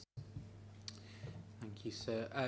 Again, I would just re-emphasise as well, it's not just about the IAMP, it's a wider growth initiative, and it's the indirect and induced economic effects of the IAMP on the wider area as well that needs to be taken into account. I think we're doing ourselves a little bit of a disservice. We over-focus on the IAMP and ignore the wider economic goals. And to go on to the point about you having any sort of uplift on the 309 figure, there are numerous plans where that's been done. There's numerous methodologies that you can look at that would let you arrive at a sensible figure. Thank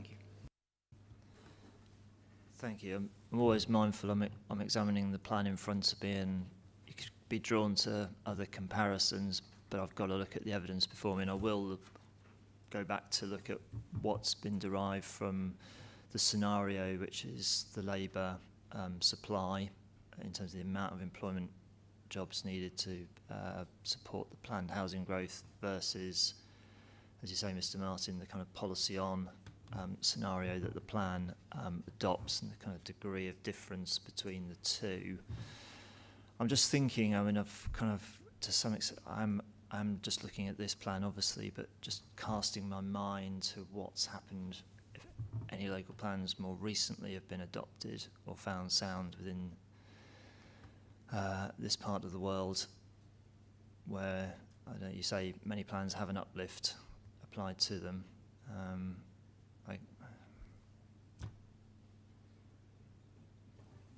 Yeah, quite a few up here. I mean, Darlington's one that springs to mind immediately.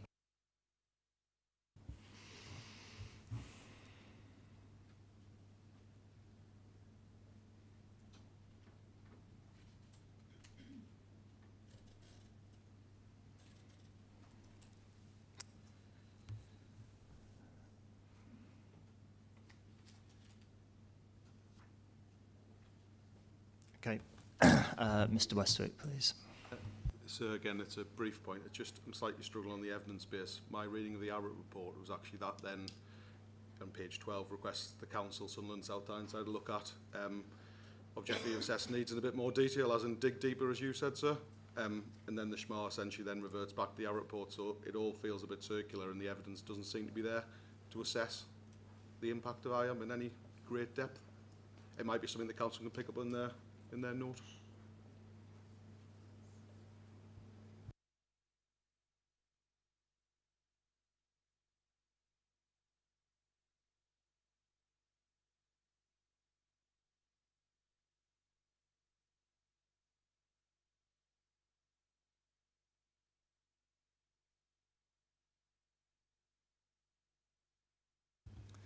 Thank you. I think on the IAMP are currently being made or anticipated to be made in terms of securing employment for local people, potentially what that could mean. As I've indicated, obviously the ARROT report paper is now nearly 9 years old. Whether again that's something the council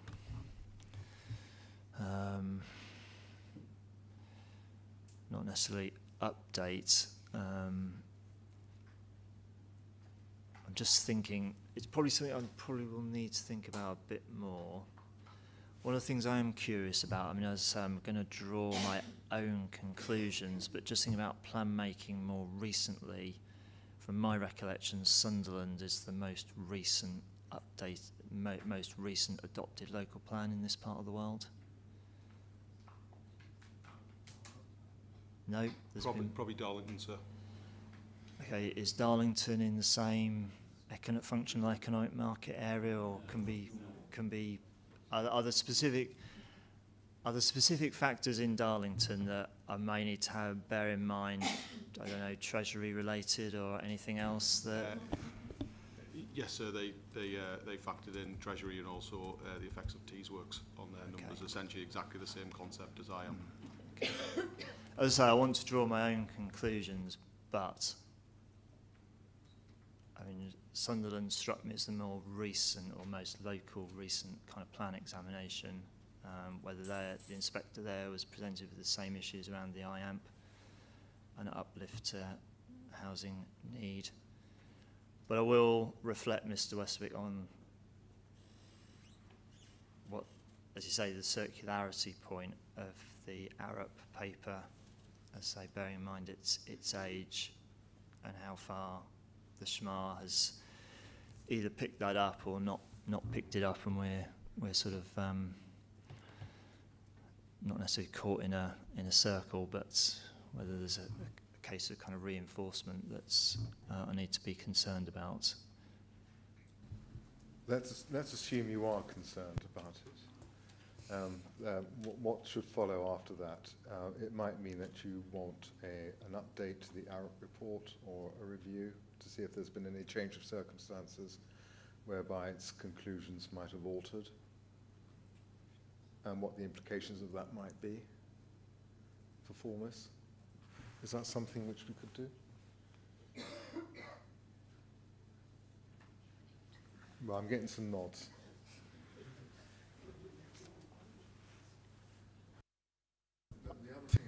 So I appreciate that offer. I'm going to reflect on it. I'm not here right now going to say, I want you to do that. But I taking a positive signal that were I to arrive at that conclusion, that's something that the council could feasibly do.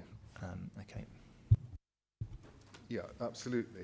But that's only if you think it's necessary. At the moment, we're content to rely upon the evidence as it is. And there's also another point to consider, which is we're dealing here with issues of soundness. And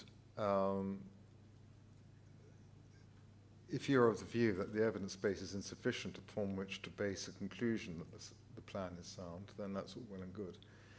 If it's a different question, which is an aspirational one, which is, should we be planning for more housing in order to cater for economic growth or encourage greater economic growth and a local land supply relative to that growth, that's aspirational rather than soundness based.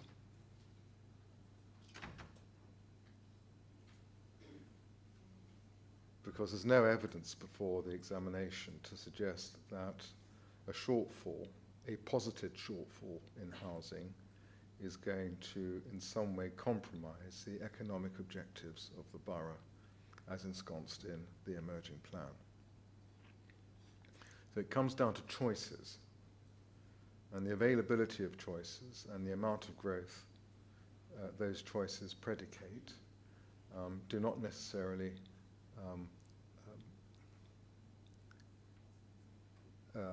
correlate with issues of soundness. That's what I'm saying.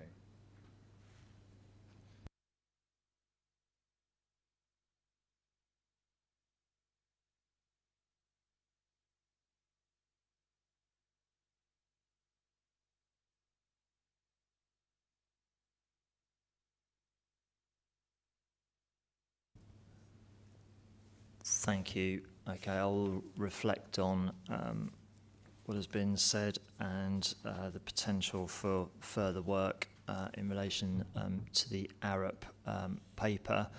I've kind of, through the agenda, taken sort of items 8 and 9 together. I take the point from Mr. Martin that there's kind of wider economic issues here rather than just to focus solely on the IAMP. But before I move on to affordable housing, is there anything further anybody wishes to say in relation to an uplift to support economic growth ambitions? Ms. Harding? Only if you wanted to know what the Sunderland Inspector's report says. I could direct you to paragraph 52. I don't think it's a document that's in front of the examination at this stage. In which case I'm happy to leave it with you to look in your own time. Okay. I really shouldn't be looking at things that are not in front of the examination. It is a relative, I think if memory serves, it's a relatively recent kind of plan examination in this part of the world against an earlier draft of the MPP. Is it something that if I requested to be put into the exam? To be perfectly frank with you, it's a public document. It's a public decision. And some might say it would be rather perverse for you not to consider what the conclusions were, bearing in mind the interrelationship between the two authorities and the economic markets. So there's no way we would discourage you from looking at that. And if you have any questions which arise from your consideration of that document, then in my respectful view, they should be communicated to us.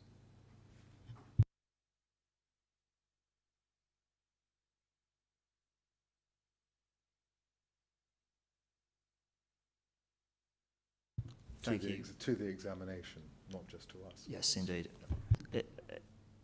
With that in mind, then, I appreciate, as you say, it's Mr. Shadowraven, it's a public document. Just to make sure I'm looking at the right version and anybody else is looking at the right version, can I request that the council adds it to the examination library as one of the post We will do that. submission documents? Thank you.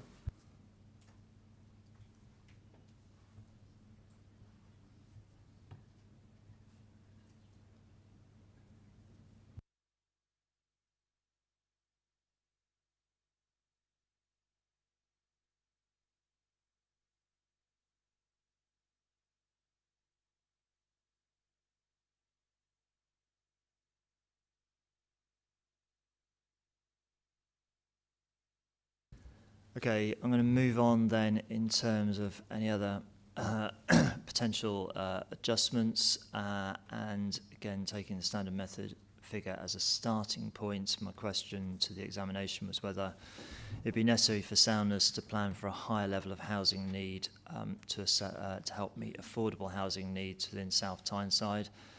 I don't think the strategic housing market assessment for South Tyneside is different to many others across the country in terms of identifying a higher need for affordable housing than the overall housing need figure.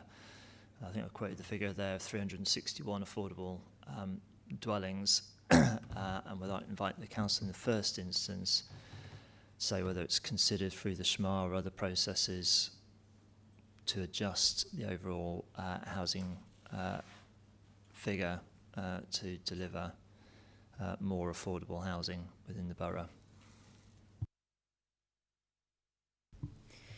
Yeah, again, I think we've set out our position in the hearing statement that the PPG states that the total affordable housing need can be considered in the context of its likely delivery as a proportion of mixed market and affordable housing developments.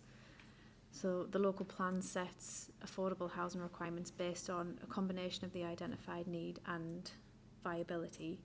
So we kind of looked at that 361 affordable dwellings per annum in the context of what would that mean if we were to aim to deliver that. And we would need to deliver over 1,500 dwellings per annum. And I think, yeah, the council came to the conclusion that is not a deliverable strategy. That would be based on an average 20% affordable housing requirement.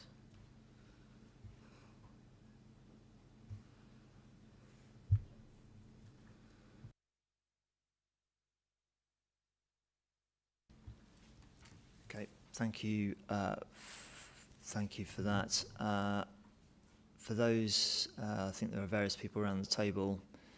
I think do take the view that the housing figure should be increased as a response to the affordable housing situation. Again, I don't think anybody's kind of putting forward to the examination a specific figure that should be, or a specific adjustment, but again, the general principle that the 309 as a starting point should be adjusted upwards given the particular circumstances in South Tyneside.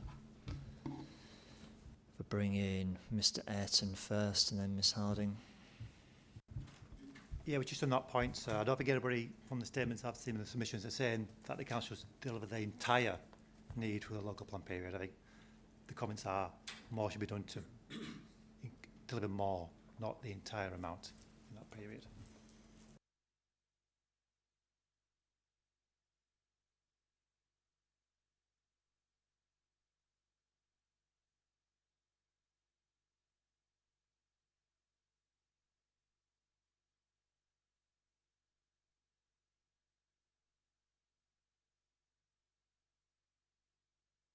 So in your view, Mr. Ayrton, is it kind of looking at increments up from 309 and seeing what that could mean for affordable housing delivery?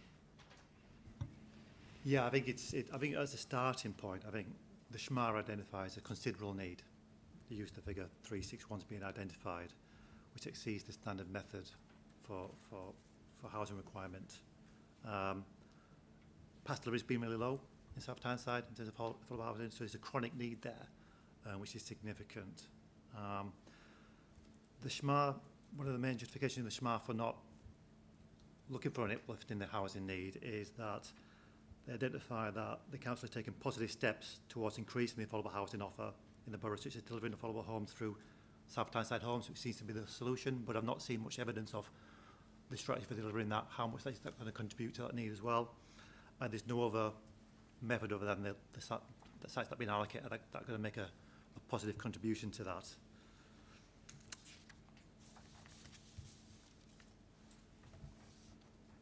We had a look at the sites that have been allocated in the local plan,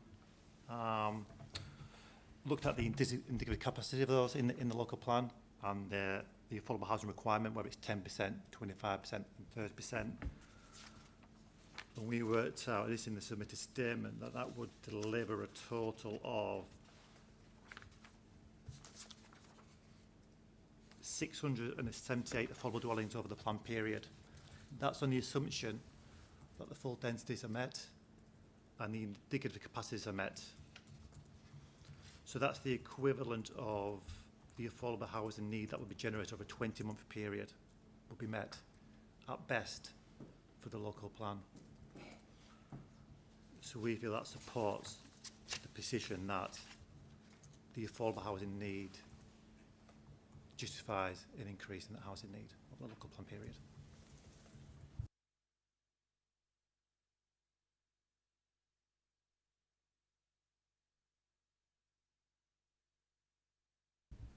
Presumably you also need to bear in mind, Mr Ayrton, that obviously the local plan allocations are a proportion of meeting the housing requirements. Obviously an existing pipeline of consented supply. Presumably some of that will also be delivering some affordable housing. There may be other windfall sites that come forward.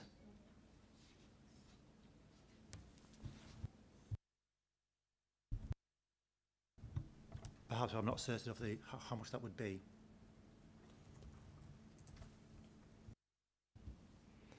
Okay, thank you. I think I said I'd next hear from Ms Harding and then I'll cross over to Mr Martin, please. Thank you. Yes, I agree with the points just raised.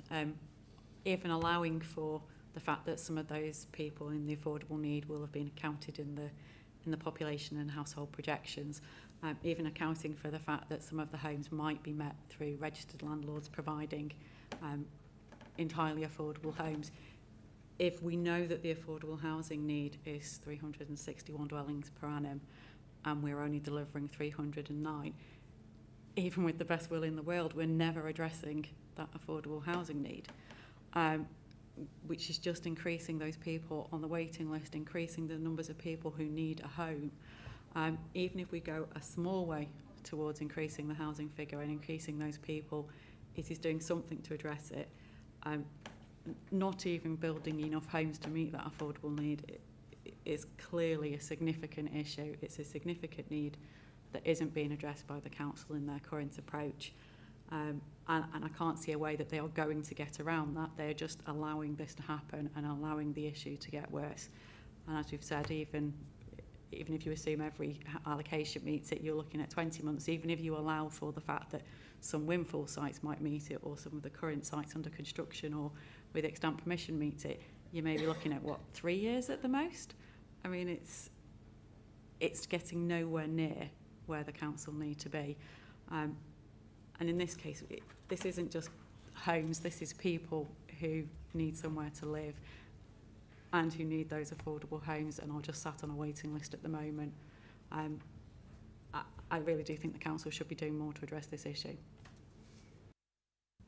Thank you. And in terms of doing the more, and we'll look at kind of viability, probably as part of the stage 2 kind of hearing sessions in more detail.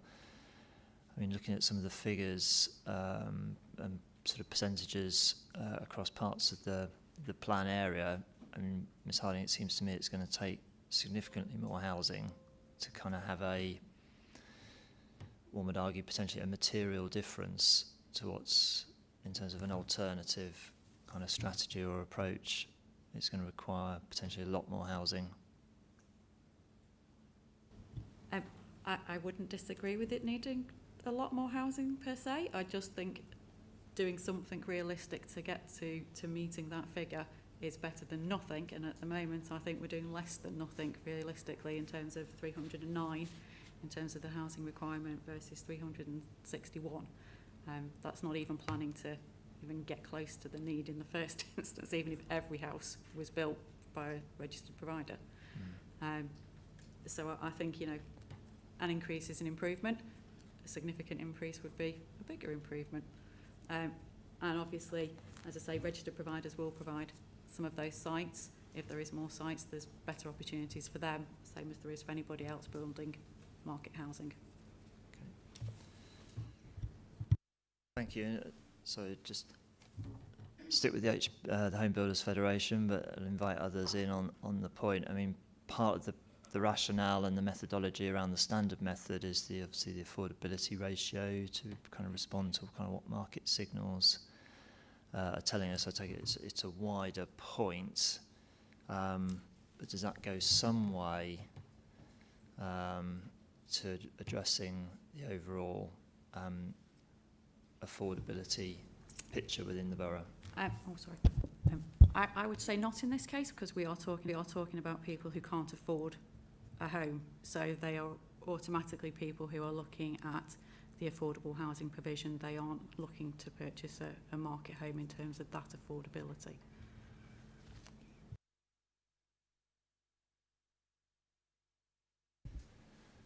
Thank you. Mr. Martin, next, please. Thank you, sir. Really, just to pick up on those points, it's clear when you look at the evidence, the SHMAR, that there is significant requirement for affordable homes, and that's a backlog and a newly arising driven need. If nothing is done, then all that will do is just drive up that backlog even further. I can't see in any credible way that having no adjustment for affordable housing, given the extent of affordable homes that are needed, can be justified. It's almost sort of burying your head in the sand in terms of those affordable homes and those people who are in affordable need. To me, it would make sense that an uplift could be provided to assist in that. It's not going to completely magically sort of cure that issue, because, as the council have said, to do that is probably not feasible. But to do nothing when the evidence is pointing that there is a substantial amount of people who are in housing need in this area just is not justified in my opinion. And it's borne out as well by the delivery of affordable homes in the borough. So, I mean, if you look at the annual monitoring report, I think that showed last year 48 affordable homes were completed in the borough, and that's coming back to a trend that that was post-COVID, sort of 2019, but it's barely touching the sides in terms of what's required. What I think we need to avoid is having a plan that's then adopted that does nothing and it actually exacerbates the situation. Thank you.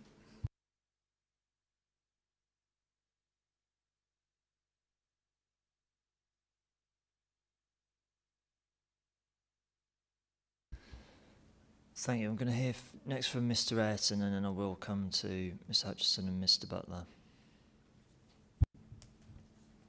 Thank you, Stuart. Just picking up on a question you raised to Ms Harding earlier about what more can the local plan do. I don't think it's just a case of allocating more sites, that's one of the things, but it's also the type of sites, the sites that can deliver more affordable housing. So of those sites that have been allocated, I think 40% that will be delivered on are on just 6 allocations in the urban and village growth areas. There's more confidence that they can deliver greater amounts of affordable housing.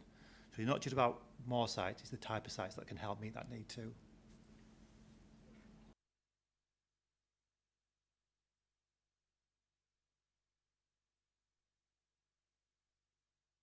Thank you. Mr. Hutchison next, please. Thank you, sir. We would agree that there's certainly a need for more affordable housing across the borough generally, and an issue that hasn't been mentioned so far is the fact that when some new developments are approved, some developers talk about problems with viability as an argument against constructing affordable homes. So I think that's worth mentioning. But the main point that we'd like to raise is that in the Regulation 19 plan, certainly for the sites in East Bolton, the council reduced the percentage of affordable housing from 30% to 25%. Now, I don't know off the top of my head what the figures were for other sites within the borough, but rather than increase the overall number of housing required, simply increasing the percentage back to 30% across all of the development sites within the borough would go some way to addressing that figure of 361.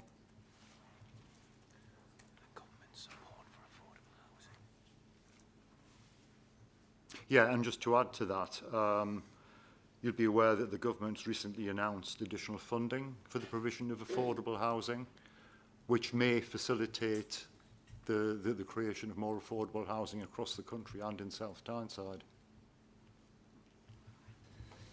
Thank you. Mr Butler, please.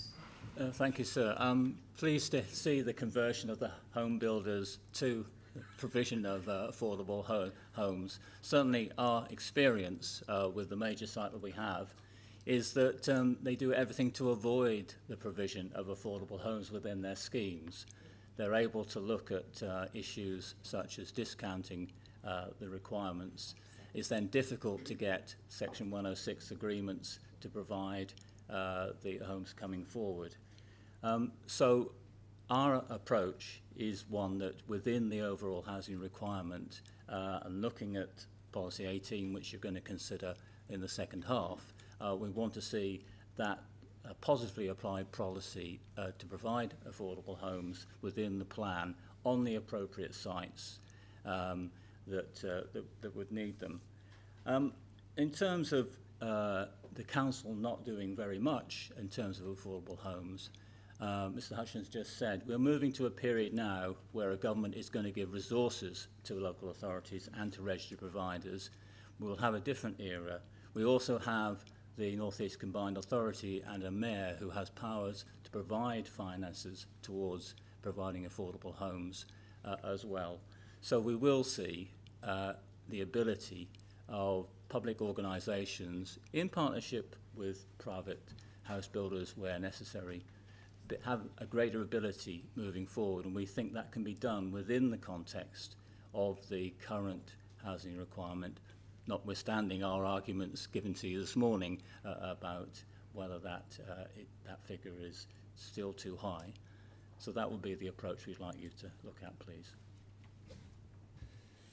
Thank you for that. So I'm clear on the kind of respective positions. If I can come back to the council, I think Ms.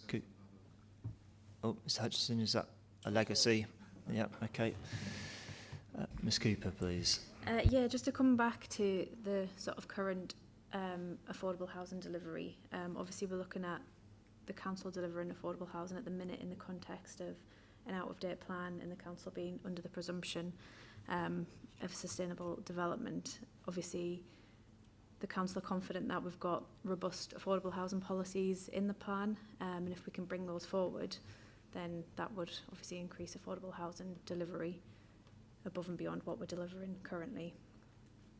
And just to go back to the point about the affordability uplift in the standard method, and I take Ms Harding's point that obviously the affordable housing need is different from the affordability of market housing, but if we improve affordability, generally that may bring down the affordable housing need overall.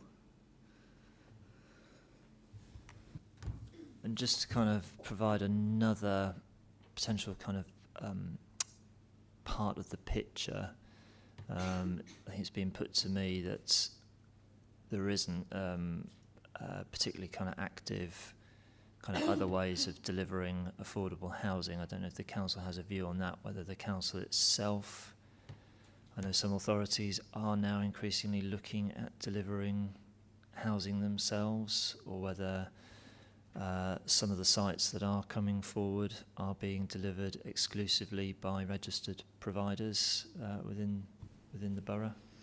Yeah, some of the sites that we've allocated through the plan have been kind of in conjunction with our strategic housing team, and we would envisage that they would be mostly or wholly affordable housing. And yeah, like I say, we've worked closely with the strategic housing team on developing the policies in the plan and allocating council-owned sites in the plan.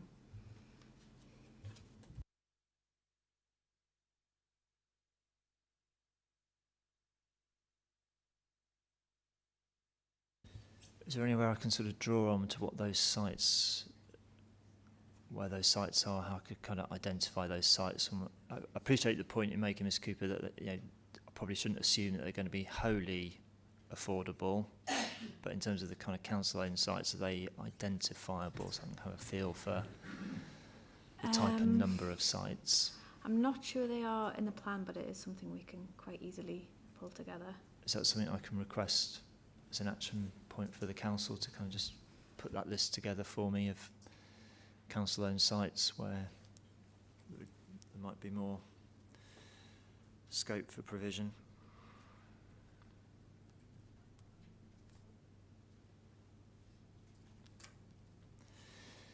Thank you. Before I move on, I think people are sort of leaving very much the ball in my court to kind of think about whether there should be an uplift for affordable housing. Probably were I minded to go that way, then it would be something for the council to kind of pick up that ball. But before I get too carried away with those kind of thoughts, Dr. Bullock, you think you want to come in on this point? I think just a final point, which possibly should have been a first point. It's important to understand that when we run affordable housing needs analysis, we assume certain parameters. So for South Tyneside, we assumed that people shouldn't pay more than 25% of their income on rent, or 3.5 times if they were buying. It also assumes certain levels of, for newly forming households, similar kind of parameters. If those parameters were shifted, that number would change.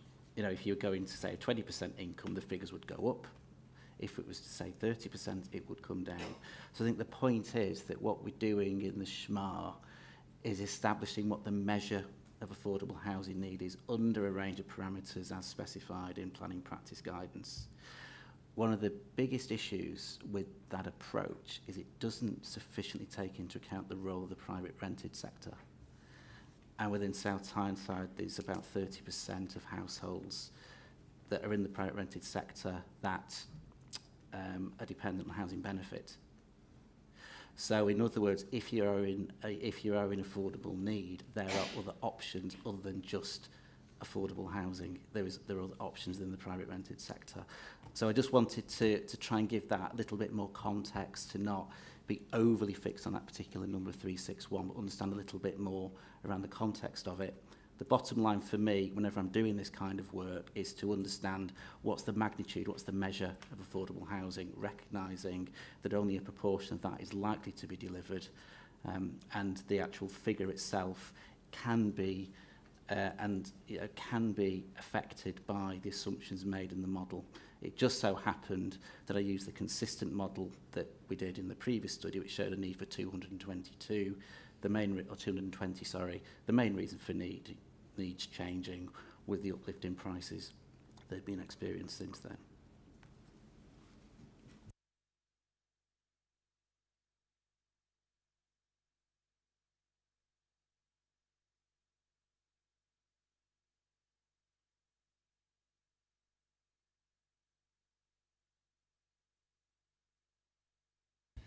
Okay, thank you. I'm going to move on from affordability, please, and then, oh, sorry, Councillor Herbert. Yep. These people must be that have demand for affordable housing must be living somewhere.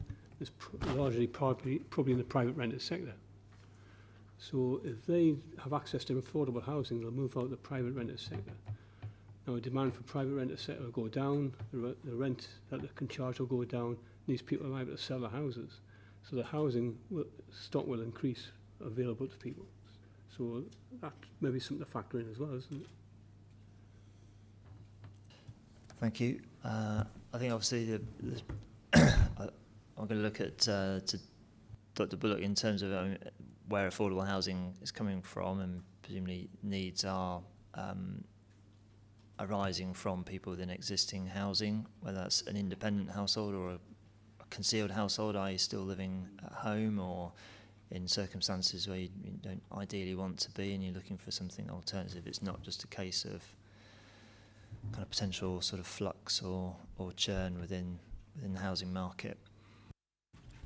Yeah, that's correct. I mean, not to labour it too much, but it is a complex. There's a lot of reasons why people are in need of affordable housing, and I think the point is that people can go into housing that is affordable to them in a number of ways. If they can afford the market, fine. If they can go into the private rented sector, then housing benefit and universal credit can help support them in that particular place.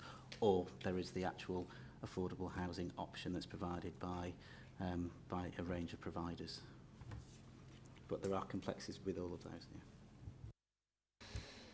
Thank you. I'm going to move on, please, to point 11 on my agenda, and whether there should be kind of any further adjustments for any unmet housing needs that South Tyneside should agree to accommodate. We kind of touched upon this through the Duty to Cooperate session yesterday. I'm not aware that any authority is yet formally asking South Tyneside to assist in meeting their housing needs. Yeah, that's correct. So all of South Tyneside's neighbouring authorities have got adopted core strategies or local plans which were found to be sound through their examination processes. I know some of the authorities will now be looking at updated plans or plan reviews, but at this point in time, none of them have approached us with a request for assistance.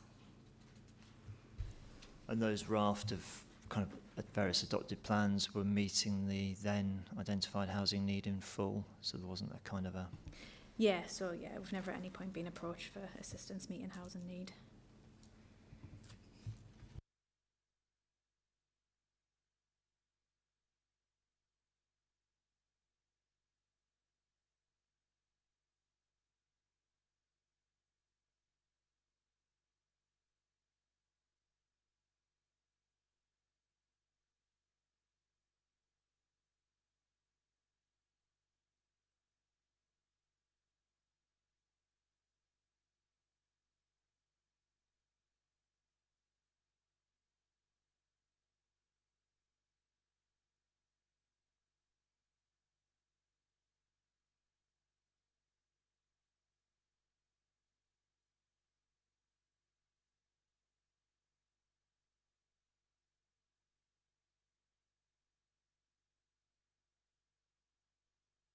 Okay. Yes, sorry, Councillor Herbert, yeah. Just make the point that all the neighbouring authorities are building way above their ONS projected housing needs. Sunderland by 10,000, Gateshead by 6,000, North Tyneside by 2,000. So it's hardly surprising that they don't have to ask South Tyneside for any accommodation on housing need. Thank you. I think that goes back to, I think, one of the points you had earlier this morning in terms of how the various housing needs have been calculated. And I appreciate, the Green Party and others have a view on it's an alternative to the standard method approach. I've got nothing further unless anybody else wishes to say anything further on potential unmet needs from neighbouring authorities. In which case, the final sort of question for this session on housing need is whether the plan making in South Tyneside has been sort of soundly based from the starting point that the housing requirement should be the same as the standard method local housing need figure of 309 homes a year. I appreciate the Council's answered this in response to MIQ 2.9. I don't think there's anything further Ms Cooper, you wish to add to what's already in the statement? No, I don't think there is anything further to add above and beyond our hearing statement. And can I just ask from the Council's perspective, and we kind of touched upon this briefly yesterday in relation to housing need from a sustainability appraisal point of view, and looking at kind of reasonable alternatives, whether there were kind of alternative approaches or figures to that, or the content that's put in policy SP3 in terms of meeting that minimum housing requirement of just over 5,000 houses? Yes, early on in the plan making process there was an appraisal of a high, medium or low growth option, but in more recent years, in the later stages of plan making, the Council's position, as we've heard, has been that the standard method is the reasonable option, and so that's what's been reflected in the sustainability appraisal.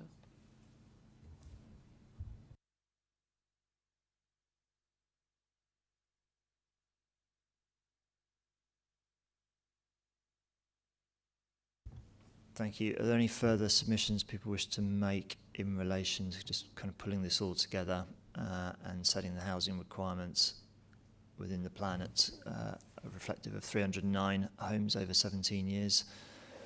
Mr. Hutchinson, please. Thank you. Yeah, to start with, I would just reiterate the point that we made earlier about policy SP2 not being sound, as there's a clear case for using a much lower housing requirement figure based on the 2021 census, local circumstances and green belt constraint.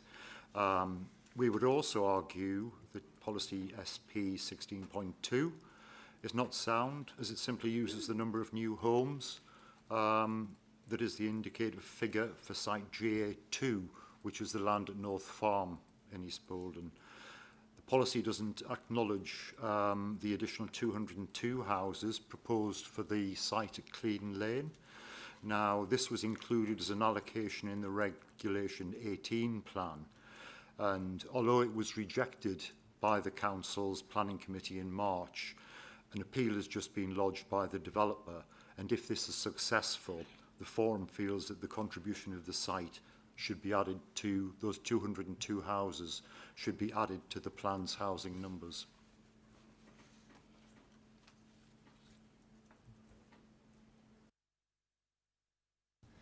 Thank you. Mr. Westwick, next, please.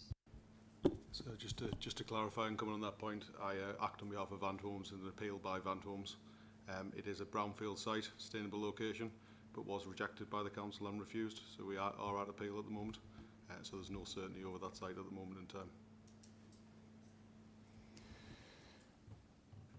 Thank you. I think as when we get to kind of stage 2 of the hearings process, we're going to look in a bit more, well, a lot more detail at kind of housing land supply overall and where things are being factored. I wasn't entirely clear from reading some of the evidence whether this site had already kind of been partially accounted for as kind of within the consented pipeline, whether it would generally be an additionality, but I think we need to come on to this in more detail. Just for your clarity, sir, there has been the site was approved by the council once, minded a grant, and then the Section 106 took some time to be determined. It went back to committee and then was refused. So there is a maybe a slight anomaly, shall we say. Thank you. I think today I want to be obviously focused on the figure that's in policy SP2, thank you, and the soundness of that figure. We will come on to how is the plan going to deliver and meet that requirement and the component parts of the housing trajectory in more detail as part of stage 2. Sorry, I've forgotten your name again from Banks. Sorry, is it Mr. Thompson? That's right, yeah, yep. Mr. Thompson. Yeah, just looking at the question and concluding really, I think if you look at all the points that we've discussed in isolation, there's a strong argument to be made that increasing the housing numbers above the standard method would be a sensible approach. But obviously when you combine them all together, it really does just magnify the issue that 309 should be uplifted in some way.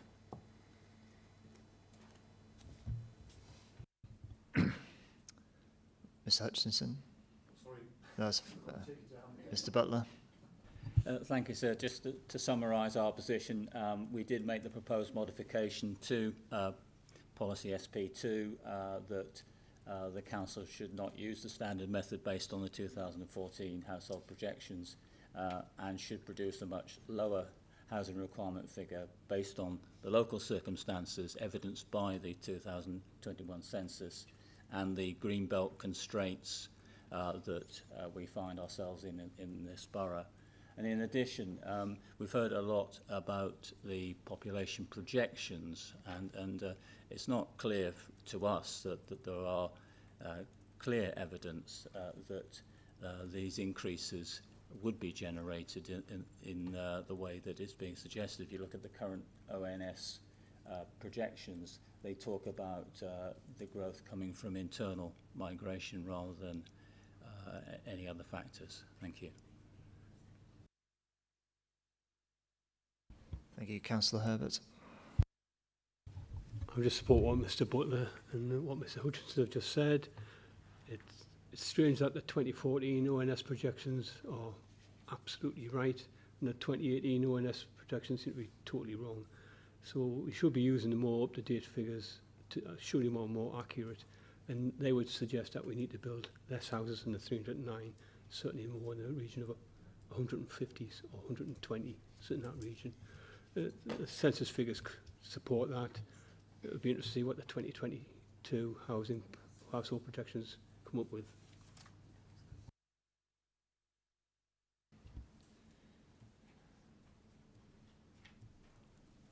Thank you.